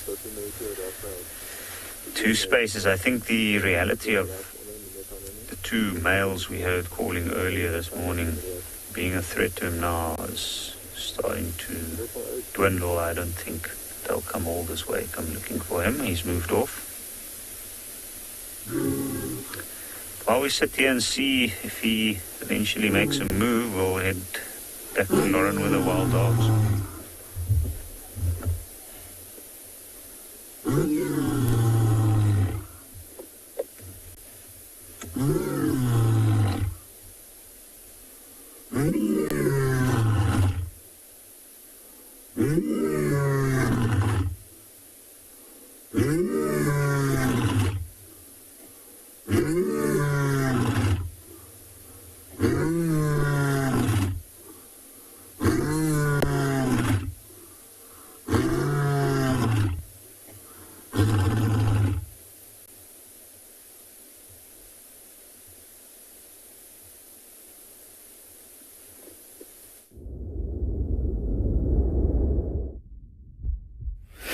We're on Chitwa open area now. Playing, it's all fun and games, but they're watching. I don't think everyone's fully had a meal. And because this is the Sands pack, that's the one we've sort of been following the past few days. And they were on Juma. I found them on Juma yesterday. No, 2 days ago. Then they were on Torchwood. And now they're on Chitwa. So it just goes to show that they just move. They really just move. They're vagabonds. They're not sedentary. They're not territorial. They kind of just go with the flow, if you like. I think that's quite a good expression. They go with the food. And Chitwa open area really is the perfect sort of place for the dogs. They can see, they can pick up speed, they can run.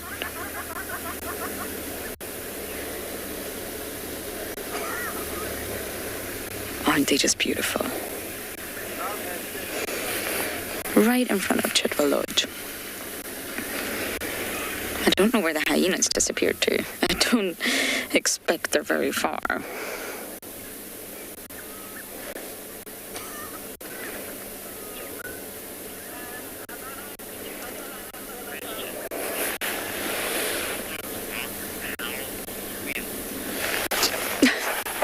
Teresa, they don't bark. Not like domestic dogs, but they do have a wide range of vocalization. And the most iconic one is this sort of ooh, ooh, ooh, ooh. Really, if you didn't know that vocalization was coming from a wild dog, you could be forgiven for thinking it was an owl or a bird or something like that. It really doesn't sound like it would come from these animals that we're looking at, but it's beautiful, and that's probably the most common vocalization that they make, and it can be heard from very far. You can hear dogs, and this is normally their contact call. They do have alarm calls, they do have sort of excitement calls when they get food, and it's not like a squatter of a young hyena cub, but it's very much excitement. So yes, they do have a really wide range of vocalizations, but it's not barking. You may hear them. They may vocalize if they make a kill. But they do communicate through vocalizations because, of course, they can get separated. And once the pack gets separated, that leaves them vulnerable. They want to be together. And therefore, in order to communicate, they do communicate through vocalizations.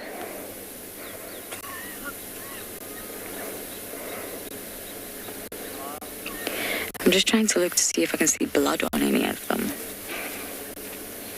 I mean, it's already 8:10 in the morning. Most likely they will have made a kill. They kill every day, twice a day. Sunrise, sunset. And that's exactly why the hyenas follow them. It's a guaranteed meal. Whereas lions, not every day. Leopards, not every day. But wild dogs, they deliver.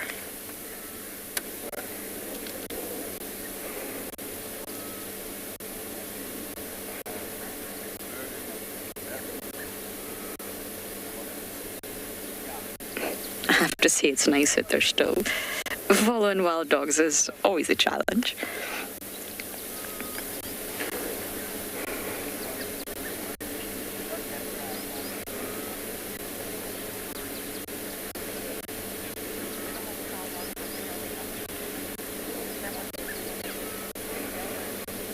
And because all the adults in a wild dog pack support the breeding pair, the alpha male, the alpha female, this is reproduction by proxy, which we talk about often. So it's basically you're supporting the continuation of their genes because it benefits you. And this is essentially what we call kin selection.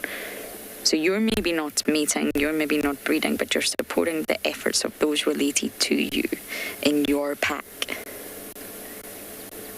And that's one of the key factors of the success in a wild dog pack.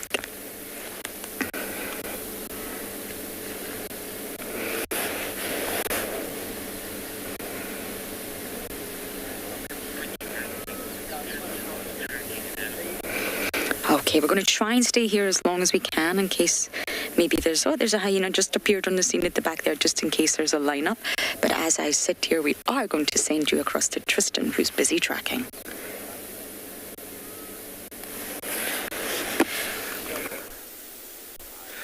Well, good luck, Lauren. Staying long in a dog sighting on Chitwa is never easy. All right, so while Lauren has had lots of luck, we've had very little luck. Tlalama left us for dead in the drainage line. We couldn't find her again. But we have a very cool tracking situation. This is not often that you get to see this side by side. But what we've got is obviously the first noticeable one is my shoe, but we don't want that. We want this here, which is 1, 2, 3, 4.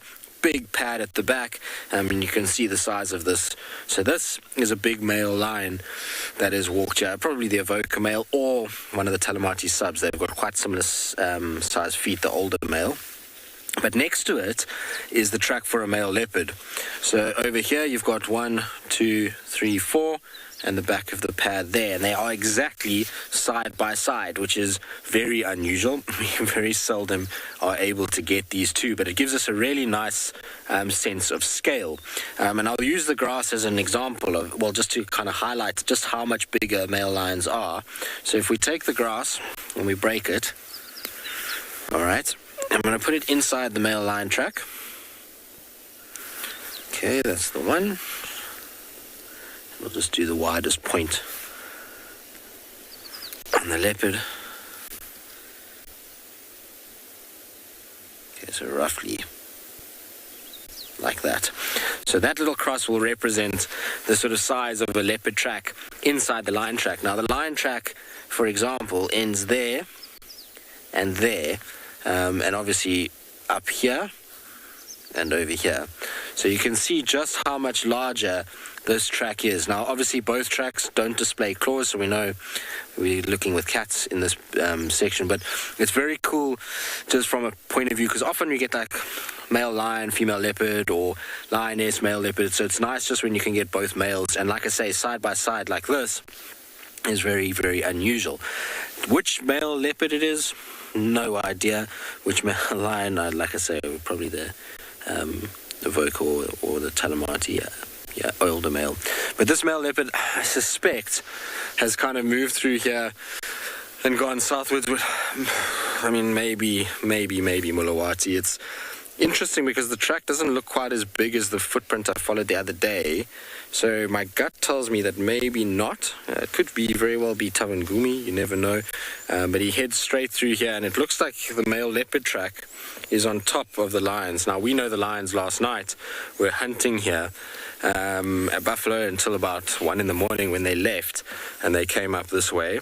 So that would be probably between 1 in the morning and now, which makes it fairly fresh. So we'll try and see if we can find it. I mean, obviously, if it's Mulawati, we are heavily stacked against us, the odds. But you never know. So we'll try and see what we can do. Some beautiful tracks here for both this leopard and the lion.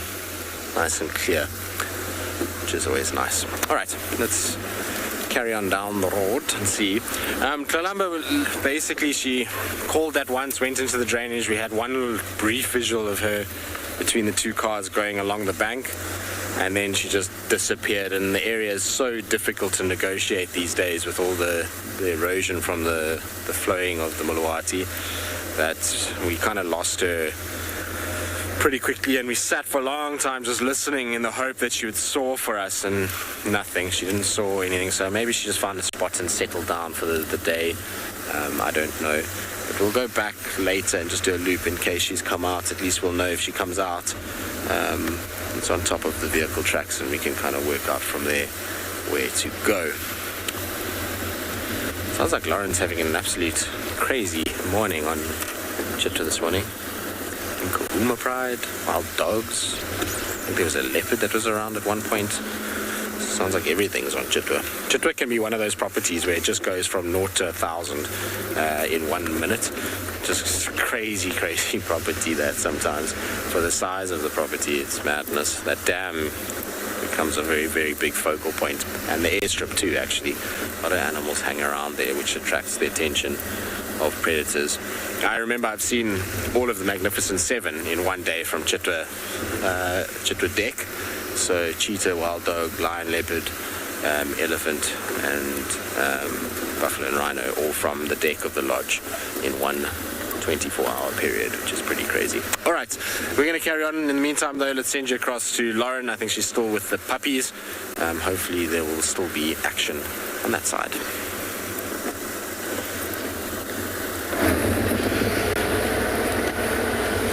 To leave the dogs, I'm afraid. It's a very, very busy lineup. We sat there as long as we could, but there's another vehicle just approached, which means we have to leave. They're still flat on Chitwa Open, and I think we'll go around and take a look at the dam. So there was definitely a leopard there this morning.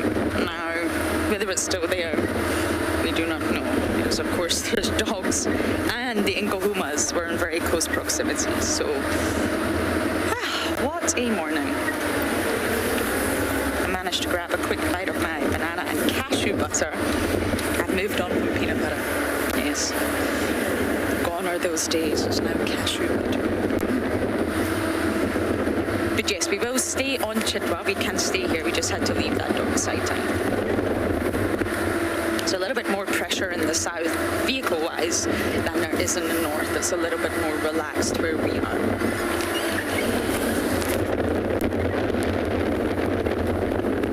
I just wish I could have got an ID on that leopard.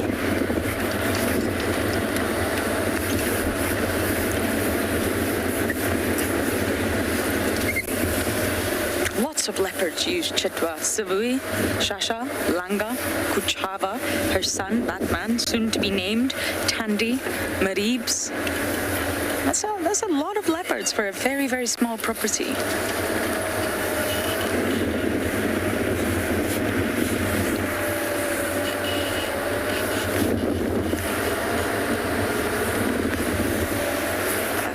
Head back round to the dam. So it's been a morning full of predators, so let's go and find another one.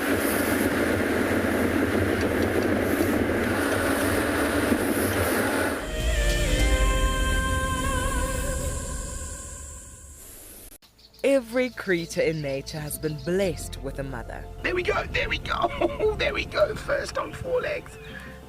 Oh my goodness.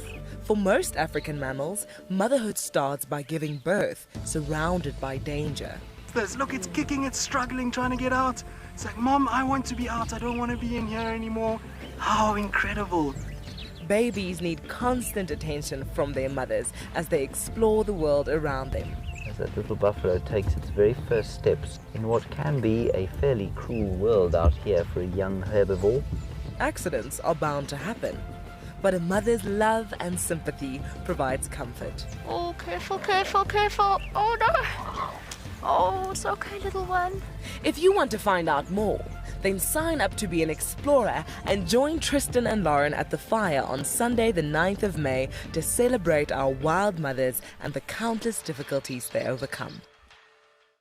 The Endangered Wildlife Trust fights at the forefront of conservation, across the vast Karoo and sweeping grasslands, in remote pockets of forest, along road networks, across African skies, and in communities to conserve our wildlife and wild spaces. Help us to protect forever, together. Donate now at ewt.org.za. It's a huge privilege to be in these incredible places with these amazing animals. I love filming lions. When they do get up and do something, it's always spectacular. When they are playing, are incredibly fun to watch, especially subalterns and cubs. I love being in the bush and working in these incredible places with these amazing animals.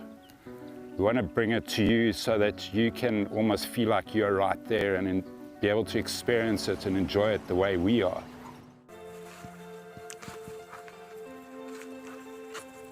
Hello, Mama.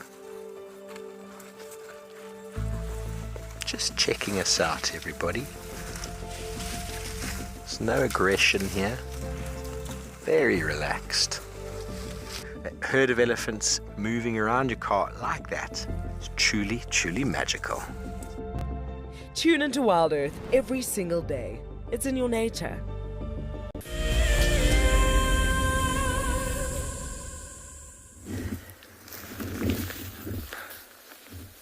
So we have finally got the rock stars up.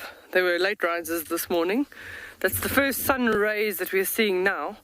They've been hiding. A little bit windy, a little bit overcast. Makes them a lot slower to get out of bed in the morning. But the good news is we have seen the little pups. So they're around, they're a little bit more active. There comes one, there comes one. One of them at the back there. BK, you got, there we go. Good morning. You can even see its little noses covered in red sand. They're already starting to dig and learn what all the others are doing. Whoops. That one just tumbled. He fell head over heels into the hole, but I don't think that was the one that you saw. But I have to laugh at them. I always laugh at the meerkats.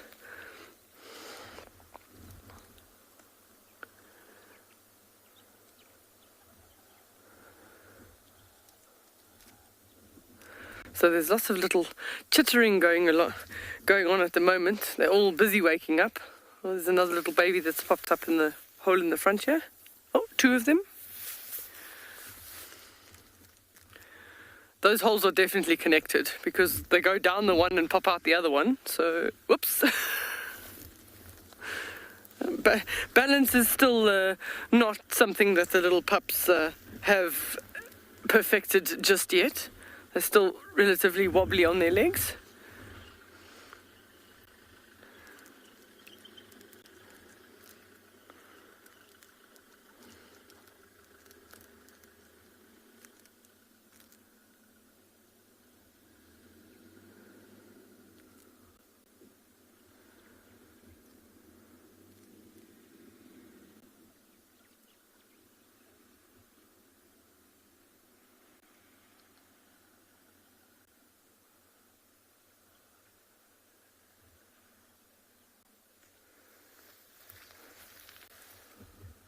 So the sub-adult that you're seeing in the shot there, those ones they emerged in about December, so they're pretty much about 5-6 months old. Apparently everyone is very, very happy, so there was doom and gloom the other day when the puffadder was at the den and we thought, oh, the little pups, but all three of them are here, they are all alive, so the puffadder didn't find them at the den.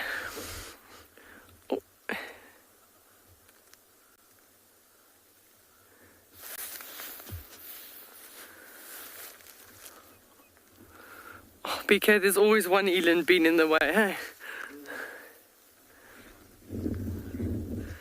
Juice's comment is, meerkats melt my heart. They're just, at that size, they are incredibly tiny. And he's just fallen back in the hole again. They're trying really hard.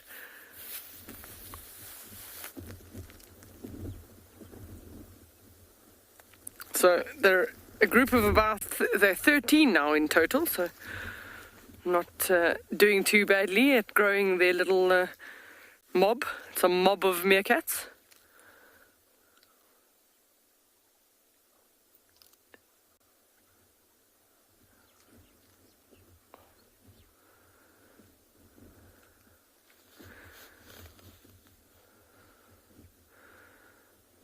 So they're still quite small. They'll still spend at least the next week around the burrow. So they're coming out a little bit more. They'll start exploring a little bit, and then probably within about the next week or so, they'll be going with an adult, that the adult will start showing them how to find food, but at the same time also keeping them well fed.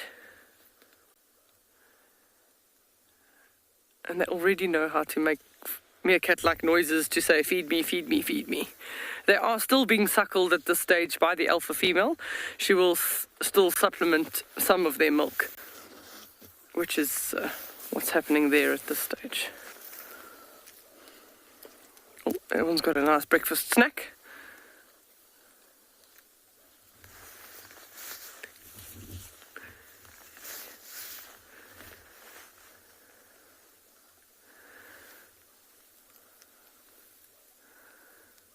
Definitely not prepared to share by the looks of it.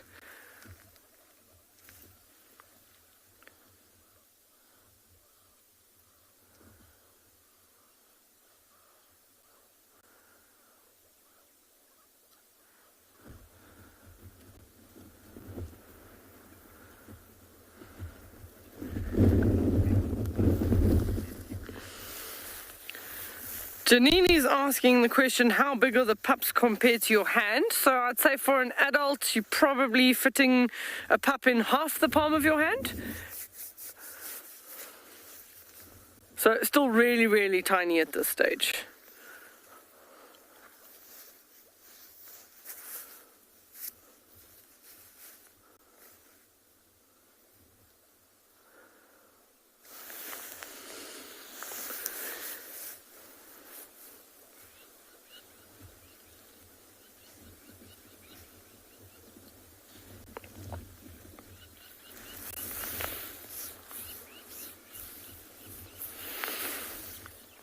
So there is still quite a breeze around. I can hear some crown lapwings in the distance alarming.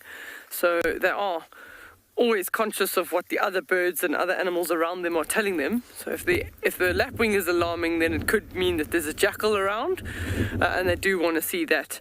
So they'll pay attention to that. See? On windy mornings, they don't tend to stand straight upright. They just sort of hunch and they're hoping for a little bit of sun. But if it's sun and no wind, then they stand up nicely to get their belly nice and warm.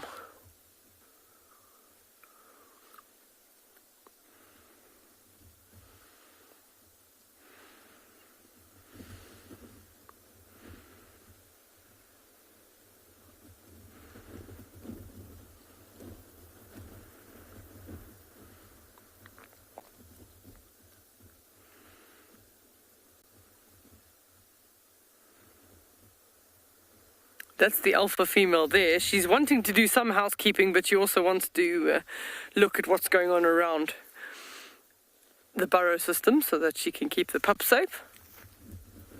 They'll spend at least another hour or more here this morning before the majority of the group will move off foraging, and they'll leave a babysitter with the youngsters.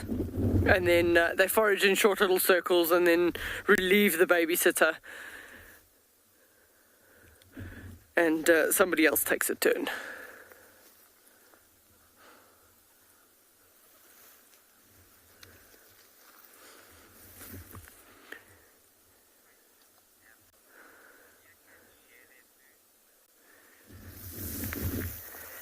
Avril is asking a question, do the meerkats share their food or is it each to their own? So it's a little bit of both. When there's young pups like this that they're helping learn, the adults do actually feed them. They sort of give them something. But when it comes to something nice and juicy, like a scorpion or something, sometimes they're not that willing to share. And that's why you have a lot of squabbling and a lot of noises. Effectively, the little pups are actually begging for food. But if it's amongst the adults and they've found food, then it's each to their own. Then that food belongs to them and they'll actually fight or be quite aggressive towards each other. But when it comes to the pups, they are more willing to share, but sometimes not everything. If it's a really tasty treat, then they'll eat it for themselves.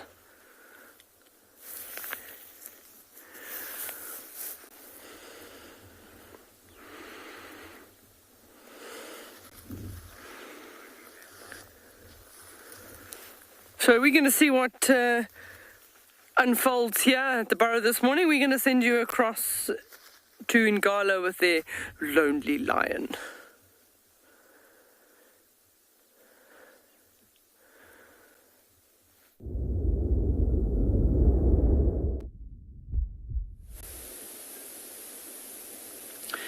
Well, this lonely lion seems like he's reached that part of the morning where things might start to slow down a little bit. Still facing the eastern direction.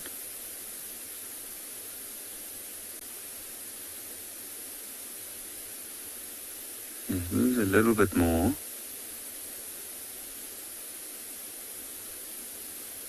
So he's had no luck in finding any signs of any of the lions nearby. I think he's realized now that it's probably going to be a day spent on his own again.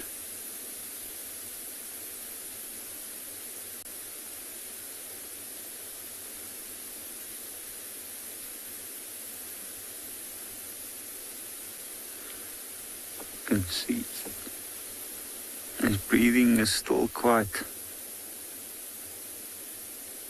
heavy, but it is also because he's been moving now.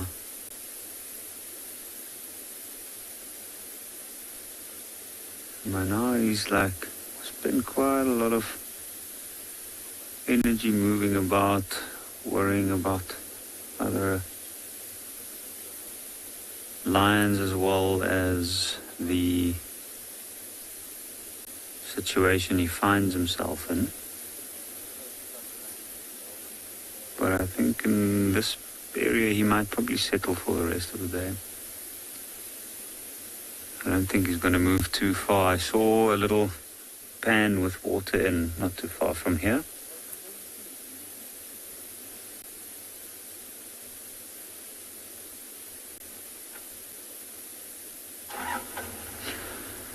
Toloko, in what age does the mane start to grow in male lions?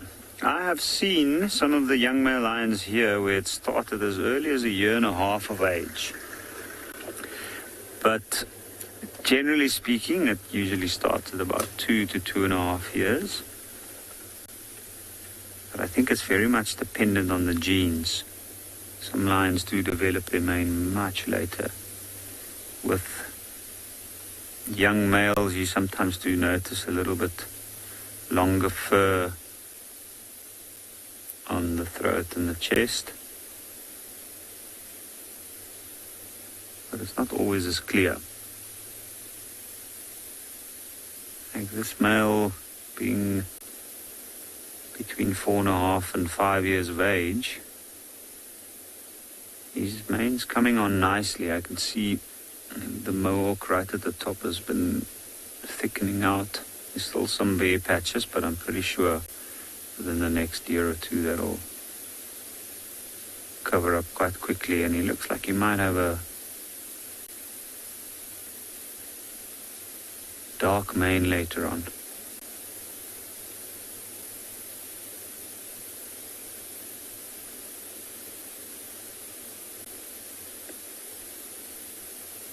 Once he's overcome his so-called loneliness,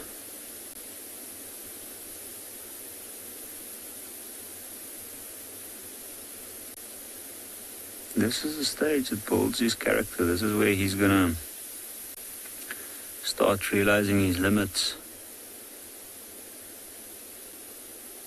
For a start, walking around as much as he has to now on his own, it's probably not a bad thing for him.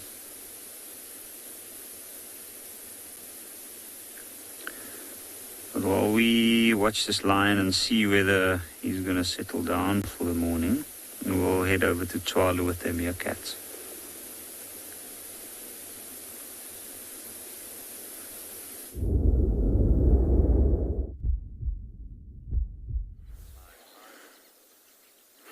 So lots of activity, in and out. They disappear quite quickly, but I think that that's the sun that they can have it now this morning. The clouds seem to be, the sun is above the clouds. So more and more are coming out to just enjoy the morning sun. And you can see a totally different thing. When the sun is out, they stand with their belly facing towards the sun, very, very short little hairs on their belly, and warming up a little bit is essential for them early morning.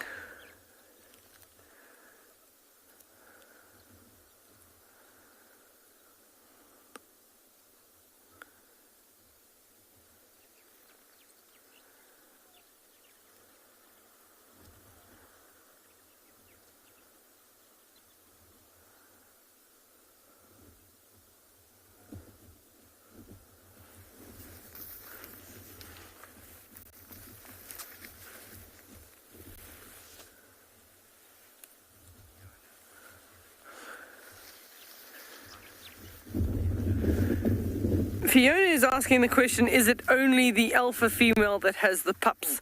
So at this stage, yes, but a beta female can also have pups, which causes a bit of conflict in the group.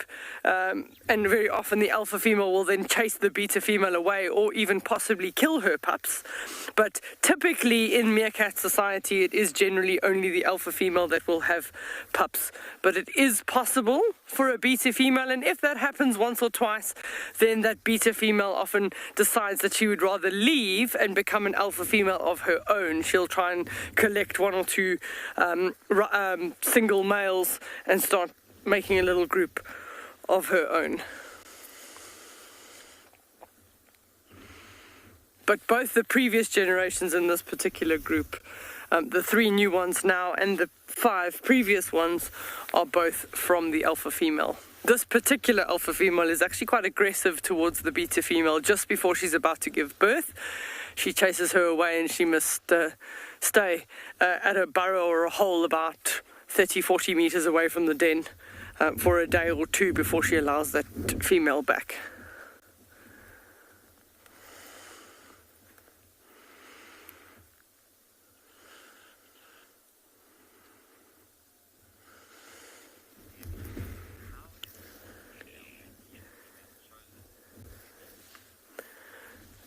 Demi is asking the question, how is the alpha and beta female chosen? So it's based on dominance, and sometimes just the oldest female in the group will get that ranking, and then she maintains that by dominating all the others.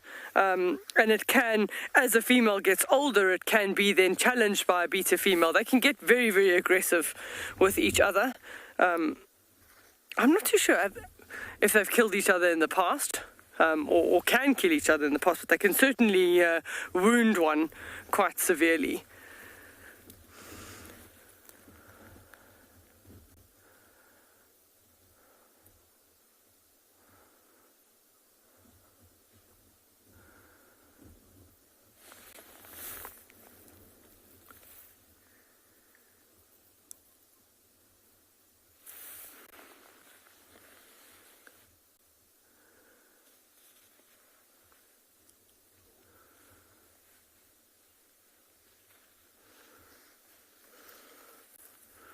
Seems like the little pups have gone for a nap.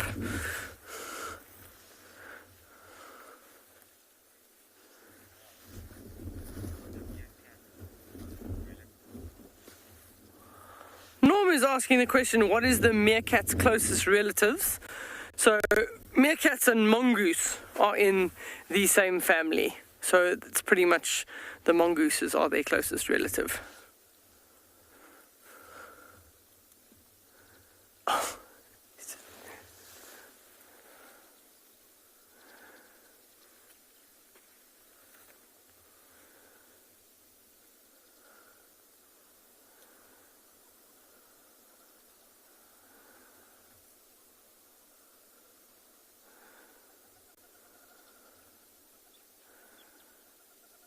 Unfortunately, with the wind, you can't actually hear all the little chattering and chirping going on, but they're talking quite a bit, especially amongst the 5 previous sub-adults. There's lots of talking going on.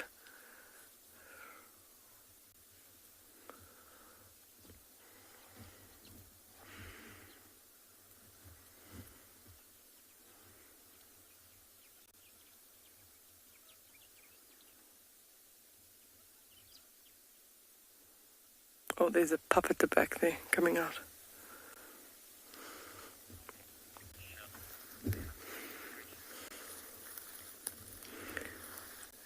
Michelle's comment is that they have such precious faces. They do.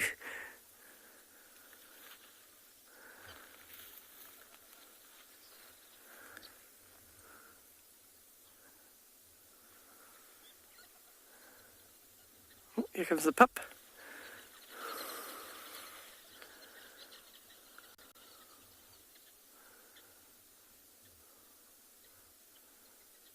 There was a big flock of sociable weavers that went past that made a lot of noise, which is what attracted the attention of the sub-adults.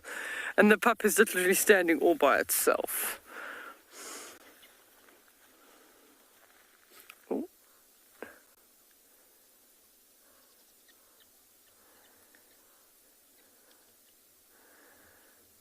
Literally only about 3 weeks now, 2 to 3 weeks.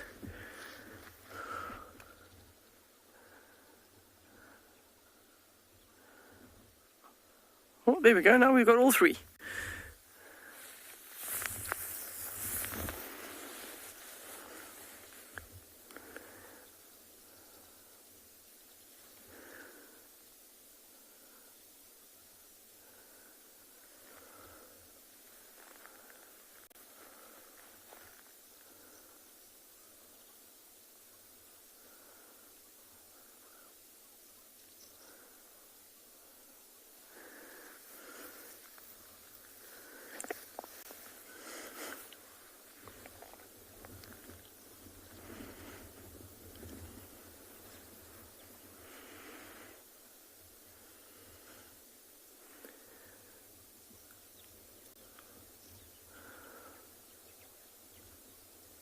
Isn't that special? Whoops.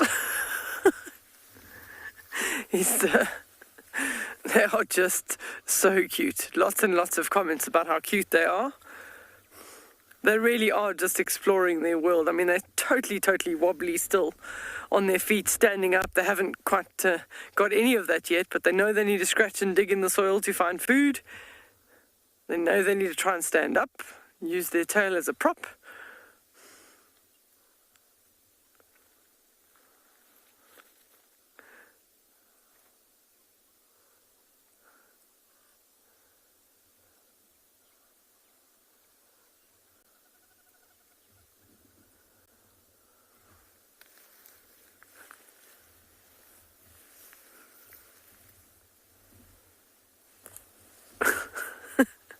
And then that happens. Fall in the hole.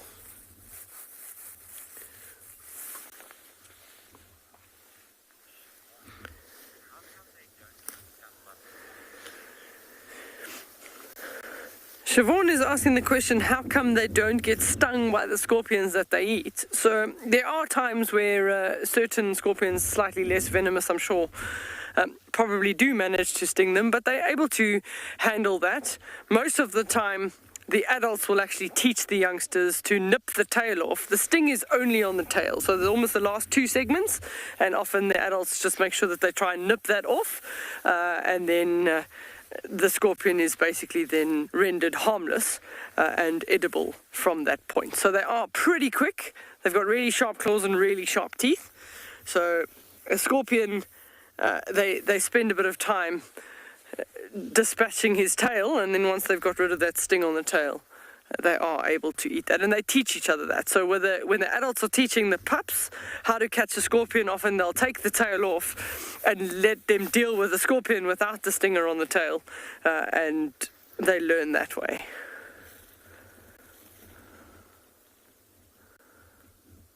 And scorpion is definitely delicious. It's top of their menu. They'll dig scorpion right out of their burrows.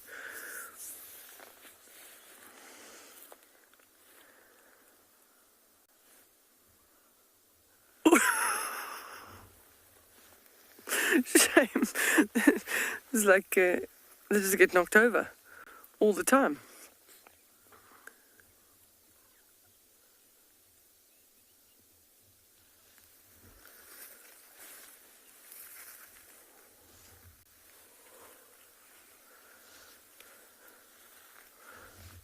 No, the cloud goes in front of the sun and everyone disappears back down the hole.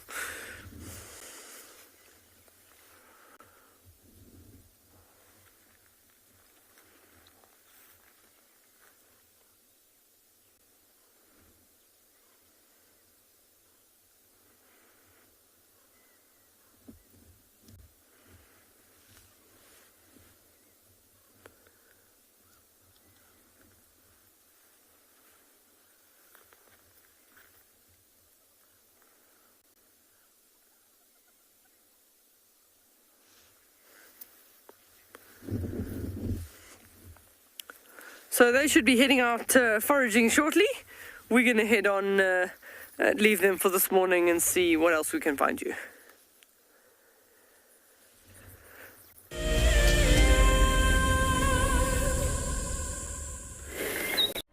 Do you dream of traveling to a far-flung wilderness location where life continues as normal? A place where you can escape to nature and breathe. If you become a Wild Earth explorer, then this could soon become a reality. Subscribe today and stand a chance to win regular travel prizes. Wild Earth Explorers, it's in your nature. For many years, Wild Earth has taken viewers from around the world to the Mara Triangle, a place of majestic beauty and abundant wildlife. But it wasn't always like this. Before 2001, it was infested with poachers. Illegal harvesting and hunting was rife. Now the situation couldn't be more different. The hard work and dedication of the Mara Conservancy has revolutionized this magical land. But now, the loss of revenue from tourism has created a grave crisis. The Mara Conservancy needs help if they are to continue protecting the reserve and supporting the local communities whose livelihood depend on its survival.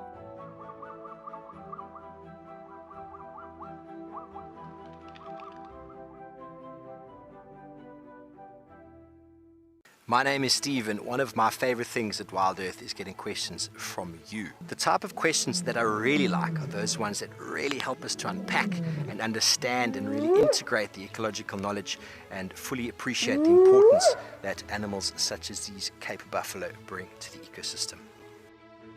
If you want to ask a question on Wild Earth, you're going to have to register on the website. But once registered, just head on over to the live safari page and enter your question under the live feed. Something very, very interesting. I didn't plan this, but this is a scene, rarely seen. This is what we call a journey of giraffe. So beautiful.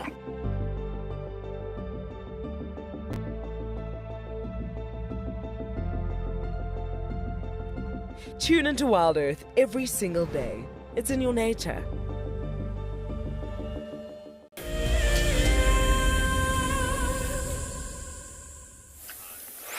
Welcome back to Pridens, everybody. We find ourselves now in a nice semi-open woodland. Nice habitat. It's one of the elements when you are looking at tracks to sort of have a look at the environment you're in. So without knowing the environment, sometimes it's tricky to identify a track. But seeing as it's a semi-open woodland, we've now got a track on the ground, so you've now got something to work with. Another track here looks close to 10 centimeters in the sand. Not always easy to see, but it is there.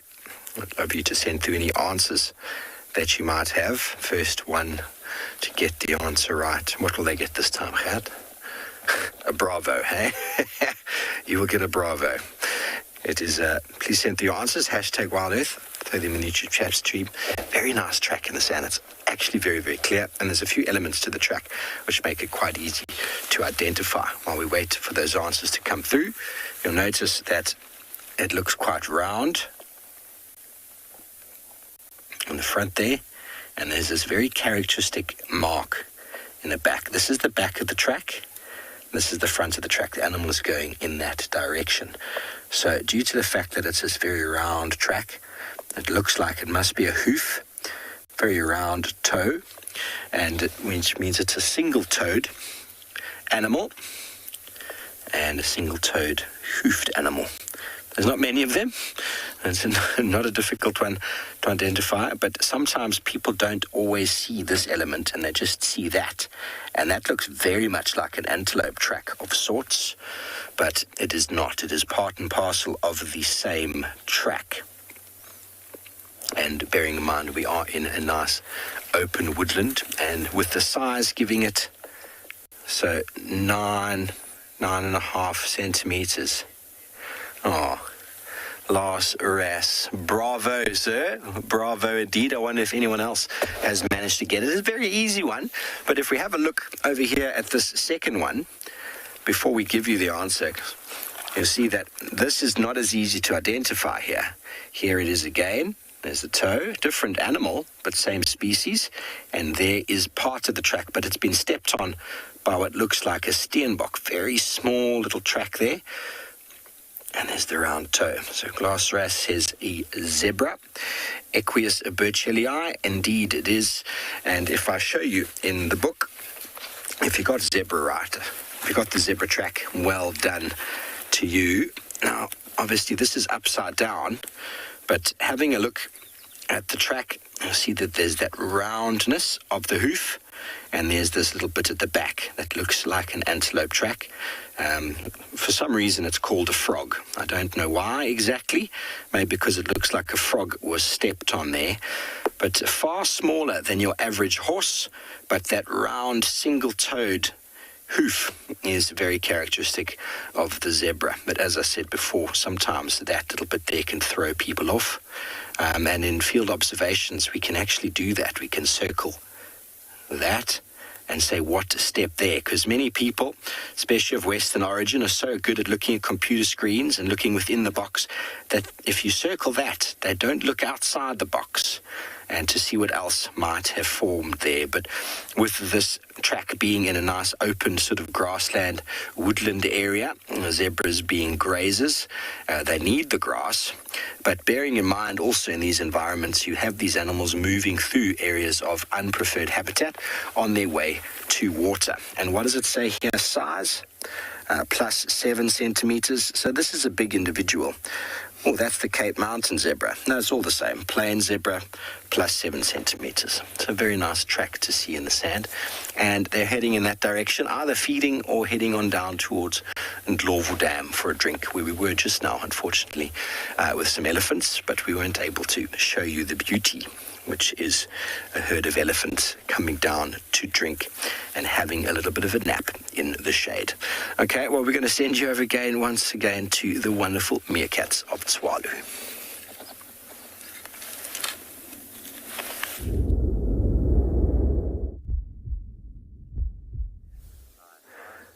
And we have the family portrait. They're all enjoying the sun. So they've left the 3 little pups at the den in the front. One of them is busy doing housekeeping, and then that's the rest of the family just enjoying the sun.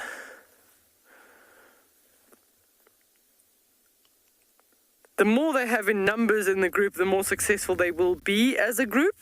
The little sub-adults, the youngsters, are not quite doing guard duty just yet. They're still quite small, but once they grow up, then that's another 5 to keep the family safe, and then these little ones, the really, really little ones, will take another couple of months, a lot more months, until they'll be old enough to do sentry duty. The sun went behind the cloud, and then they all change the way that their body posture is, just sort of hunched down.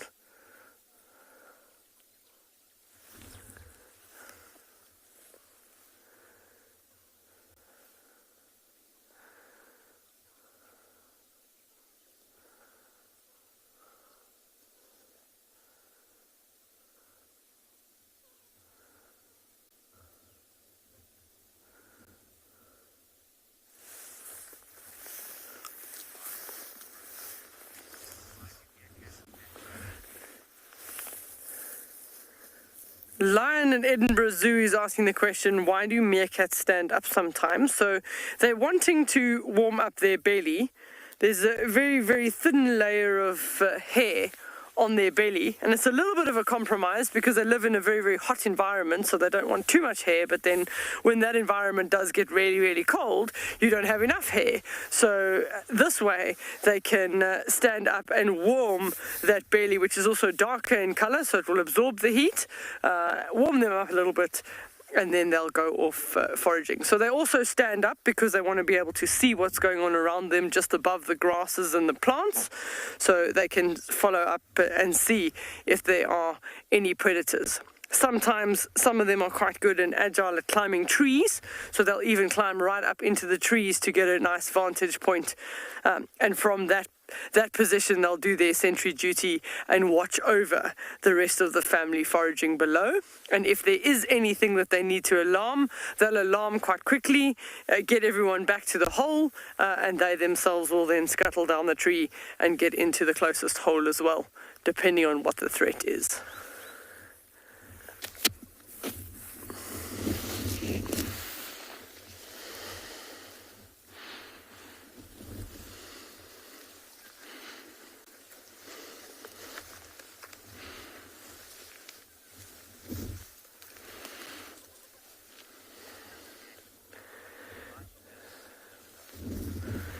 Danny is asking what the lifespan of they are. It's probably anywhere between 12 and 15 years. 15's probably at its maximum.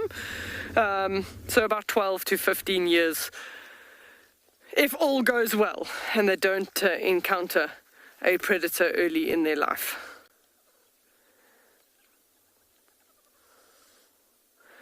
So the whole family's all on the one mound, and then the 3 little pups are all by themselves.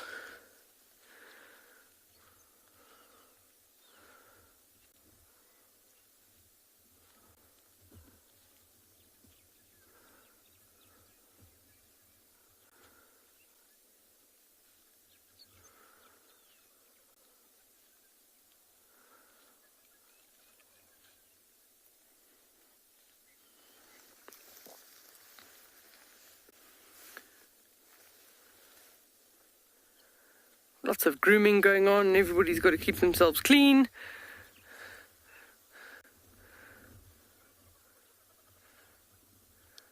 Trying to clean themselves from any sort of ticks and fleas. And that aloe grooming is also part of their bonding.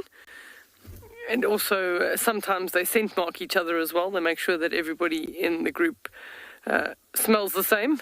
The sun is coming out now, so you'll start seeing the bodies change, or everybody back in, turn around and enjoy that sunshine. And it was pretty instant. As soon as that burrow starts getting warm and the sun is there, everybody stands up. So while they're warming up, we're going to send you across to the lion at Ngala.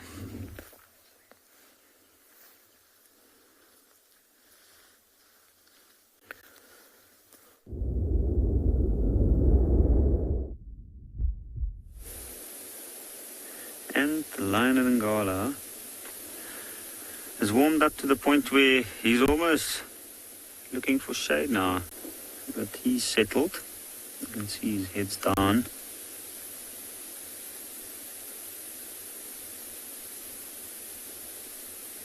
So, giving us a nice indication of what his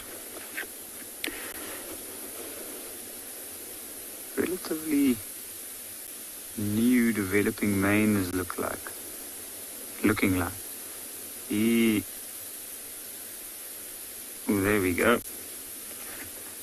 I think that was the final move. He was still a little bit head up every now and again. But I think it's safe to say that he's now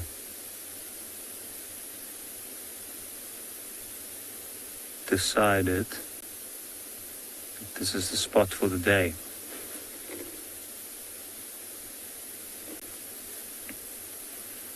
If it wasn't for that belly moving, you could hardly see him. I think he'll hide pretty well here in this spot.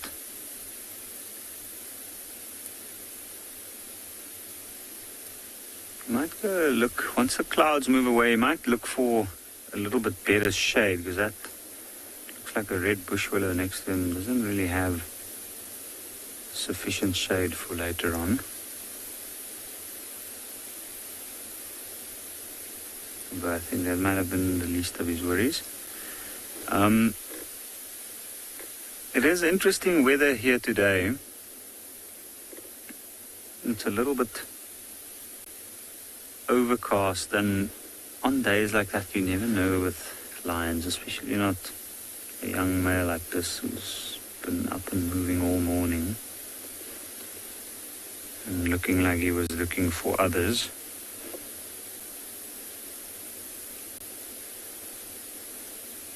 You might very well decide to make one more move, even though it's probably not too big, but later on today.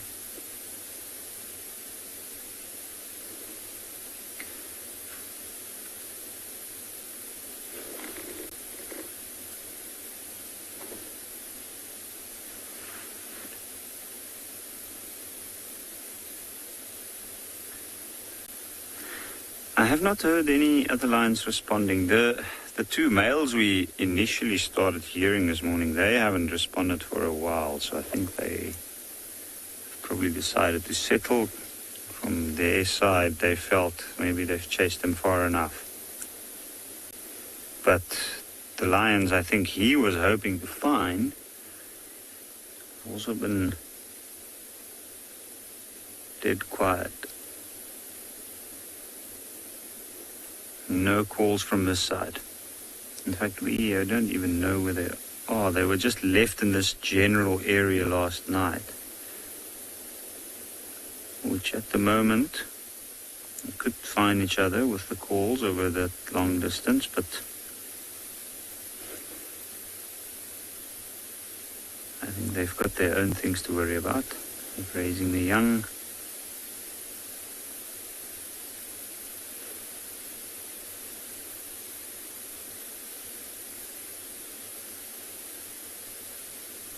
I think we might move on and leave this lion to rest here for the day.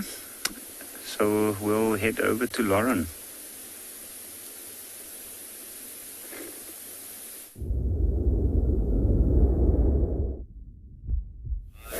We've been scratching around to see if we could find that leopard from this morning. Herbie thinks it's possibly Kutrava's son. And that would maybe make sense. He can be a hit or a miss. Good old Herbie. I'm sure some of you remember him. Such a joy bumping into him. Anyway, we're back with the dogs, obviously, and it's just us. So it sometimes pays to just leave a sighting, let everyone else see them, because of course everybody wants to see them. And then once it quietens down, we can come back. But it's not quieting down for the...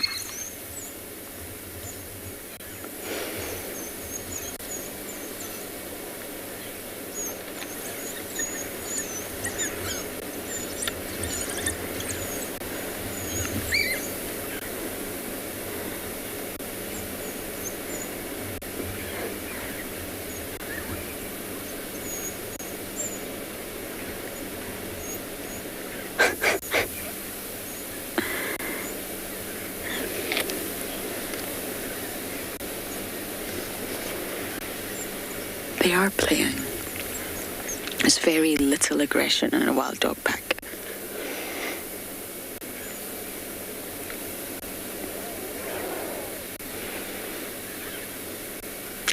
Not like hyenas and lions.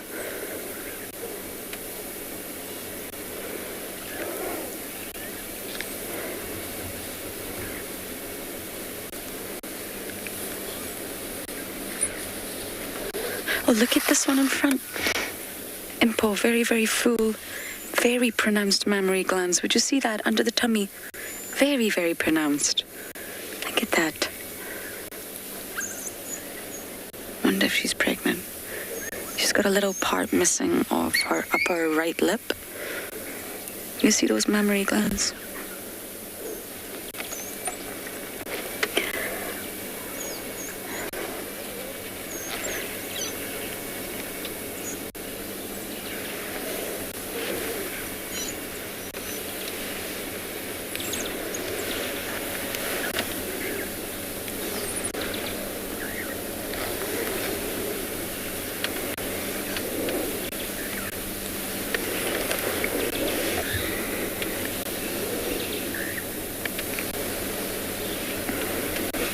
Lots of play, lots of vocalizations.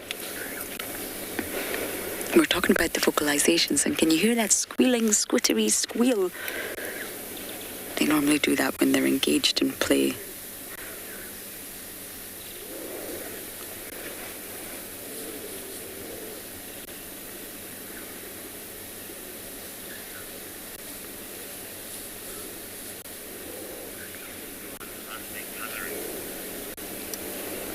The motto's sort of coloration.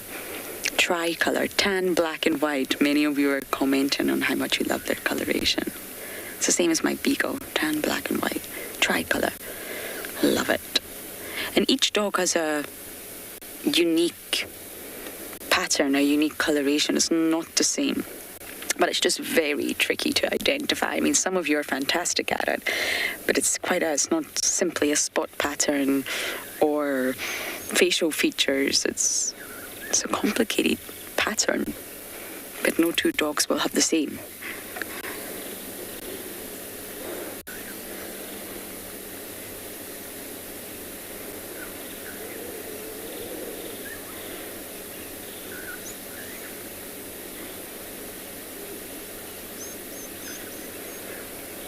It's just so lovely to watch, love their interactions.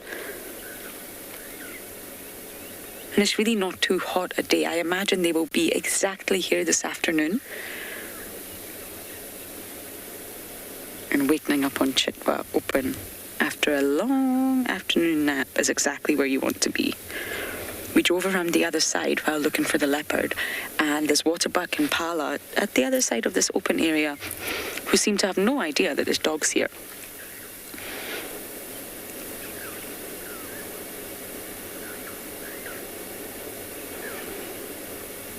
And of course they'll hunt, they always do.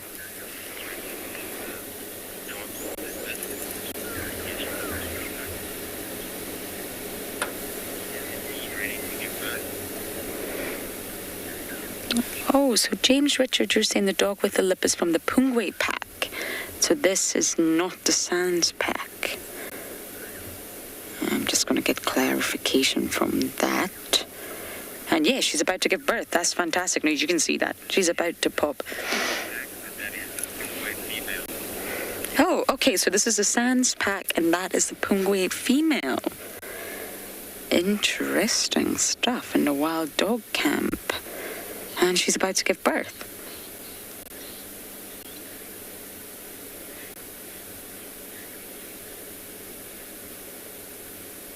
Because with wild dogs, they do leave their natal pack. And adults in the founder pack, the original adults, are normally same-sex related. So all the males that disperse together are related, brothers, and all the females disperse together and are sisters. And they'll leave their natal packs in the same-sex groups, and then, of course, they'll join up with opposite-sex groups to found a pack together. And the breeding alpha male and the breeding alpha female, they will act as sort of representatives from each gene line. And that's why kin selection in dogs is so successful, because it's still all individuals are genetically related. Now, obviously, as the litters are produced, I'm talking about the founder pack here. As litters are produced, they are sort of incorporated into the dynamics of the pack, and then they will have a vested genetic interest in assisting the alpha pair in raising offspring. And the non-breeding individuals, they've still got their sort of functions. They take it in turns to perform different functions to help the pack. Den guards, who stay in guard to den. Those that assist in hunt, those that are lookouts, those that nurse. I don't mean suckling nurse, I mean those that will assist the injured and the weak by bringing back food to them and ensuring that they're okay. They will all clean the pups, and they'll all keep their eyes on the pups once the pups are running and getting mobile to make sure that they don't stray. They basically sacrifice everything for the pack.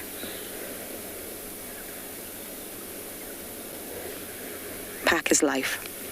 And that's really wired into their DNA at a very, very cellular level. It's all about the pack.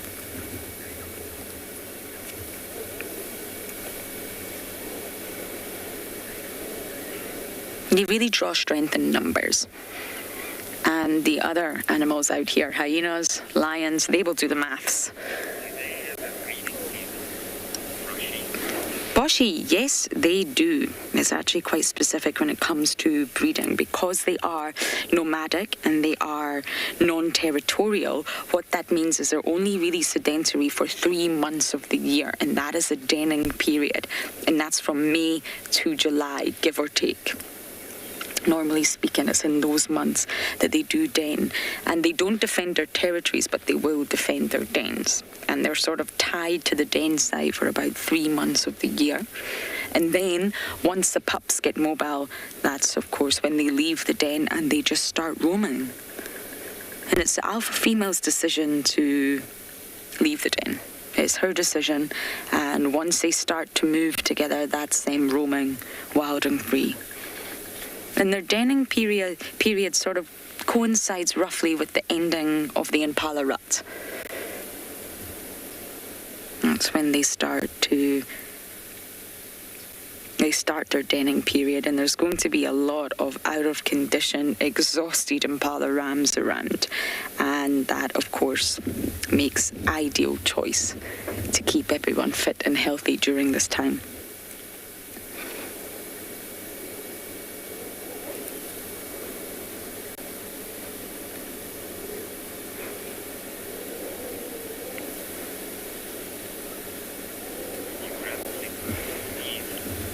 Okay, I'm going to stay here just a little bit longer and thoroughly enjoy this sighting, and we're going to send you guys across to Steve.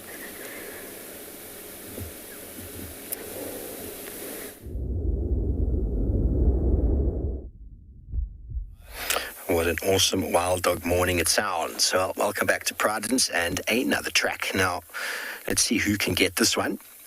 It's not difficult, but there are elements to this track that make it tricky to identify.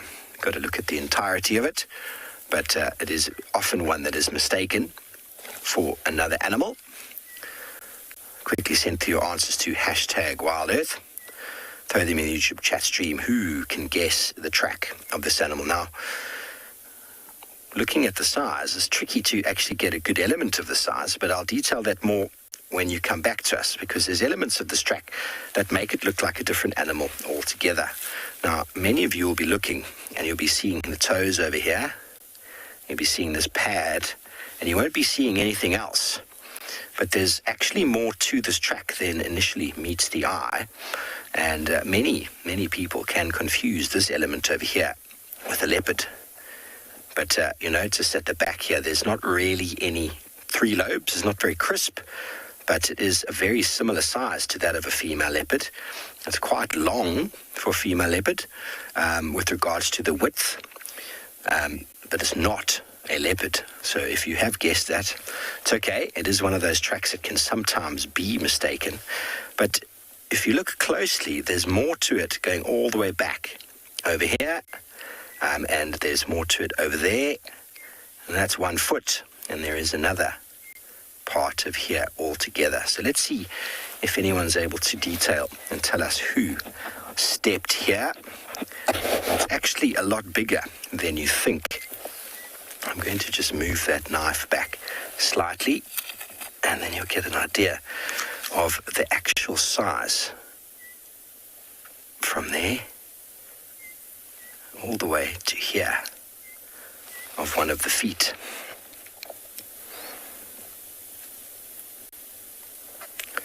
Now, once again, we're in a pretty similar environment to where we were. There are some big trees, some tall trees. We're just down the way here into a drainage riparian system. And this animal is one that can move around the ground very, very well. It can also climb a tree. Very, very tricky. No hints at all coming from us this side. It's nice to spend time looking at the tracks and signs of animals because, well, as I've said before, although we do see these animals around, some animals, you can only see their tracks because they're very shy and elusive. But this is an animal that's quite vocal, quite visible, and an animal we rely on quite heavily sometimes for actually locating predators, because they do make a very nice, loud sound when they see them. Goodness gracious, Louis is on the ball this morning, Louis. Nothing slipped past you at all. Maybe my discussion of it not being a leopard is what helped you in that regard. Well done, Louis. I'm not sure what you're going to get this time. You're going to get a thumbs up. So Louis got it right. Let's see if anyone else can get it right. But what we've got here, everybody, is there's a front hand over here. There's a toe, and a toe, and then a thumb. And then the back. There's 1, 2, 3, 4, and then a big thumb over there, and then the back of the foot goes all the way back there. So we're looking at close to 15 centimeters for that back foot, and I'm going to show you the track on the ground now, and this is basically what we've seen. There's the front hand of the Chacma baboon, and there is the back. So that back foot, many times people will just see this with the toes and that pad. Depending on the substrate, you don't actually see the back of the foot when they stand because it might be quite hard, but you often will see this. But notice how flat that is there in the back of the pad, very, very flat, and so it's not very easily seen. And the toes are quite long, but that area over there is often mistaken for a leopard. But with this side toe over here, you shouldn't mistake it at all, and with that large back pad completely. So we're going to go over to another track that's just over here to show you a little bit easier what it looks like. The Chacma baboon, and that is a big male baboon. Bearing in mind they come in different shapes and sizes. Okay, so now what we're going to see over here is the full entirety of that hand. There's one finger, 2, 3, 4, and the thumb, that long back part of the hand, and then here at the toes in the front, there again is the leopard element to it, but that big thumb over there should make it very easy to see. Now, when baboons walk, male baboons, or normally baboons, they walk and they put their feet like that. So normally quite sort of parallel or just slightly parallel. Vervet monkeys are directly in line. Baboons are just slightly to the side. But a big male baboon like this, the way he's walking, have a look at how his left hand goes out in that direction and his left foot goes in that direction. So what he's doing is he's basically a dominant male walking through the nightclub. And what exactly he's doing is he's looking straight forward or backwards, and he's walking with a swagger. So if I walk normally, my feet will walk like that. But if I walk with a swagger, because that's what male baboons do, they swing their hips, he's basically crossing over his hips, showing his sign of dominance, showing how cool, calm and collected he is. Young baboons, you won't see that with. You'll see them walking just like that, but male baboons will be crossing over. It's just the way that their hips move. And it's quite easy to see when you see big baboons, the whole troop running away. Normally the troop's running and the male is at the back. He's just looking, going, I'm too cool and I'm not going to run, because nothing frightens a big male baboon, because when it does, he shows off his weakness to his troop.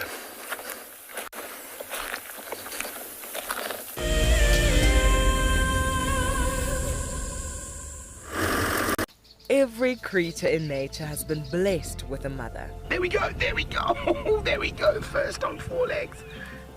Oh my goodness. For most African mammals, motherhood starts by giving birth, surrounded by danger. Look, it's kicking, it's struggling, trying to get out. It's like, Mom, I want to be out. I don't want to be in here anymore. How incredible. Babies need constant attention from their mothers as they explore the world around them. As that little buffalo takes its very first steps in what can be a fairly cruel world out here for a young herbivore. Accidents are bound to happen, but a mother's love and sympathy provides comfort. Oh, careful, careful, careful. Oh, no. Oh, it's okay, little one. If you want to find out more, then sign up to be an explorer and join Tristan and Lauren at the fire on Sunday the 9th of May to celebrate our wild mothers and the countless difficulties they overcome. The reason why we see that wildebeest by himself is because he's a male, or a bull, as we typically would call him. And what he does is that he marks and defends an area. Essentially, he is looking for the ultimate piece of land or prime property. Needs to have good grazing, needs to have a water source close by. And not too far away from here, there's a sickle bush thicket that would provide just enough shelter from the wind and the rain.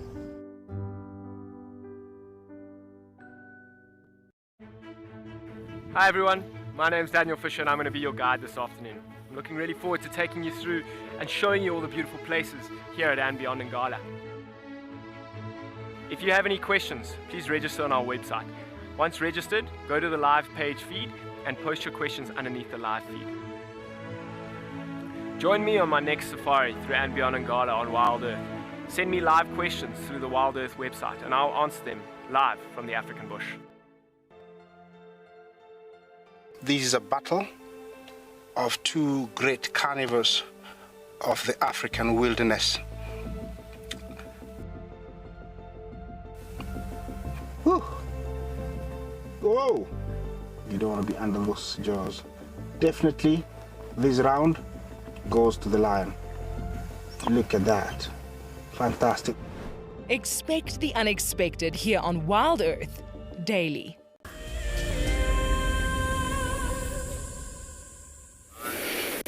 Everything's settling down. The sun is coming out, so it's getting hot, which means our dogs here are probably going to sleep.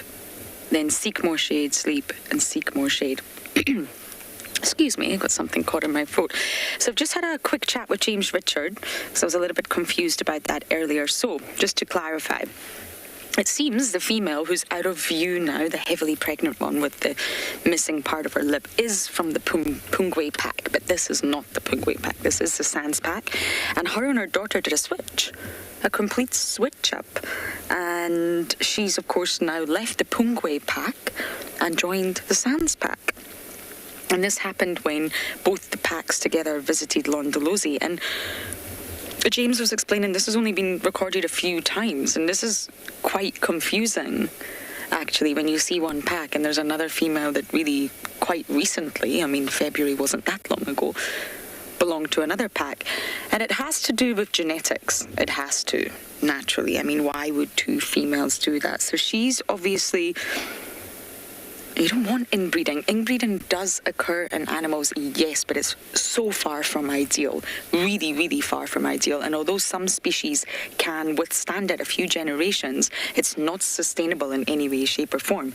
So has she switched packs with her daughter to increase the genetic diversity of her next litter, which she's obviously carrying right now? And James also mentioned if her daughter stayed behind in this pack, then she would be mating potentially with siblings or fathers, and that's really not ideal. So they've done a switch. I really wasn't aware of that, but that's absolutely incredible. And what it means is because she looks like she's about to give birth, then naturally this pack could have some puppies. Where will she choose the den site? I mean, we had this pack, remember, on Juma. Then, I mean, we had them at Tumbeta. Tumbeta's right next to our camp in central Juma. Then we had them on Cheetah Cutline. Then we had them on Torchwood. And now they're on Chitwa. So where are they going to den? Guys, I'm just going to throw it out here. I think Juma's a great place for a den site. Just saying. Just saying. I'm only joking, but they will need to den and they will become sedentary to that site. And maybe den sites that have been used in the past, or normally with wild dogs, it's a termite mound, similar to hyenas, and they keep the puppies inside the termite mound. And when the puppies are very, very young, it's really similar to hyenas. They will only come out when they're being called by the adults. Of course, once they start to get a little bit bigger, they spend time outside the den with no adults present, which is not ideal. But this area of the Sabi Sands has a really high density of lions and leopards. I know we don't find them every day, but they're there. But right now, we've got the Inkohumas on Chitwa, very close to our boundary line. We've got the Talamatis somewhere up in Bufosuk near Jacana, and really, that's not too far away. There's leopards everywhere. We had a leopard on Chitwa this morning, Sabui's on Little Gowrie. I imagine Tandy and Maribes are somewhere in Torchwood. So for wild dogs, they've got to be careful where they choose that den site, because of course leopards, lions and hyenas are the biggest threat to the pups. So they need to find a termite mound that's going to be really suitable to hold off all the offspring. But I personally think Juma's a great choice. But of course Juma is home to the Juma clan. And hyenas naturally are a threat. I mean, they do follow dogs everywhere. It wasn't the belly that we saw earlier, which is such good news. And they would be a threat to the pups. It's very uncommon to see all pups survive. With wild dog packs, there's normally a lot of loss.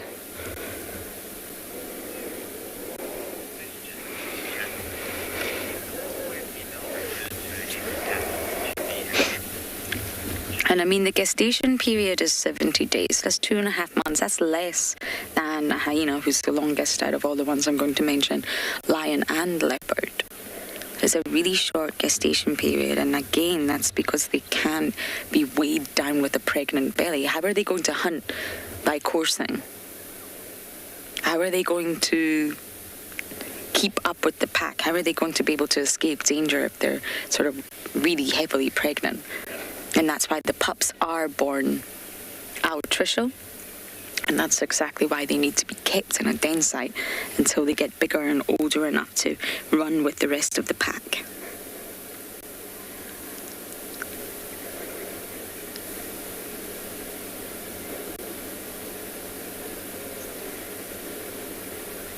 Oh, the thought of having puppies around is so exciting. They're adorable, wild dog puppies.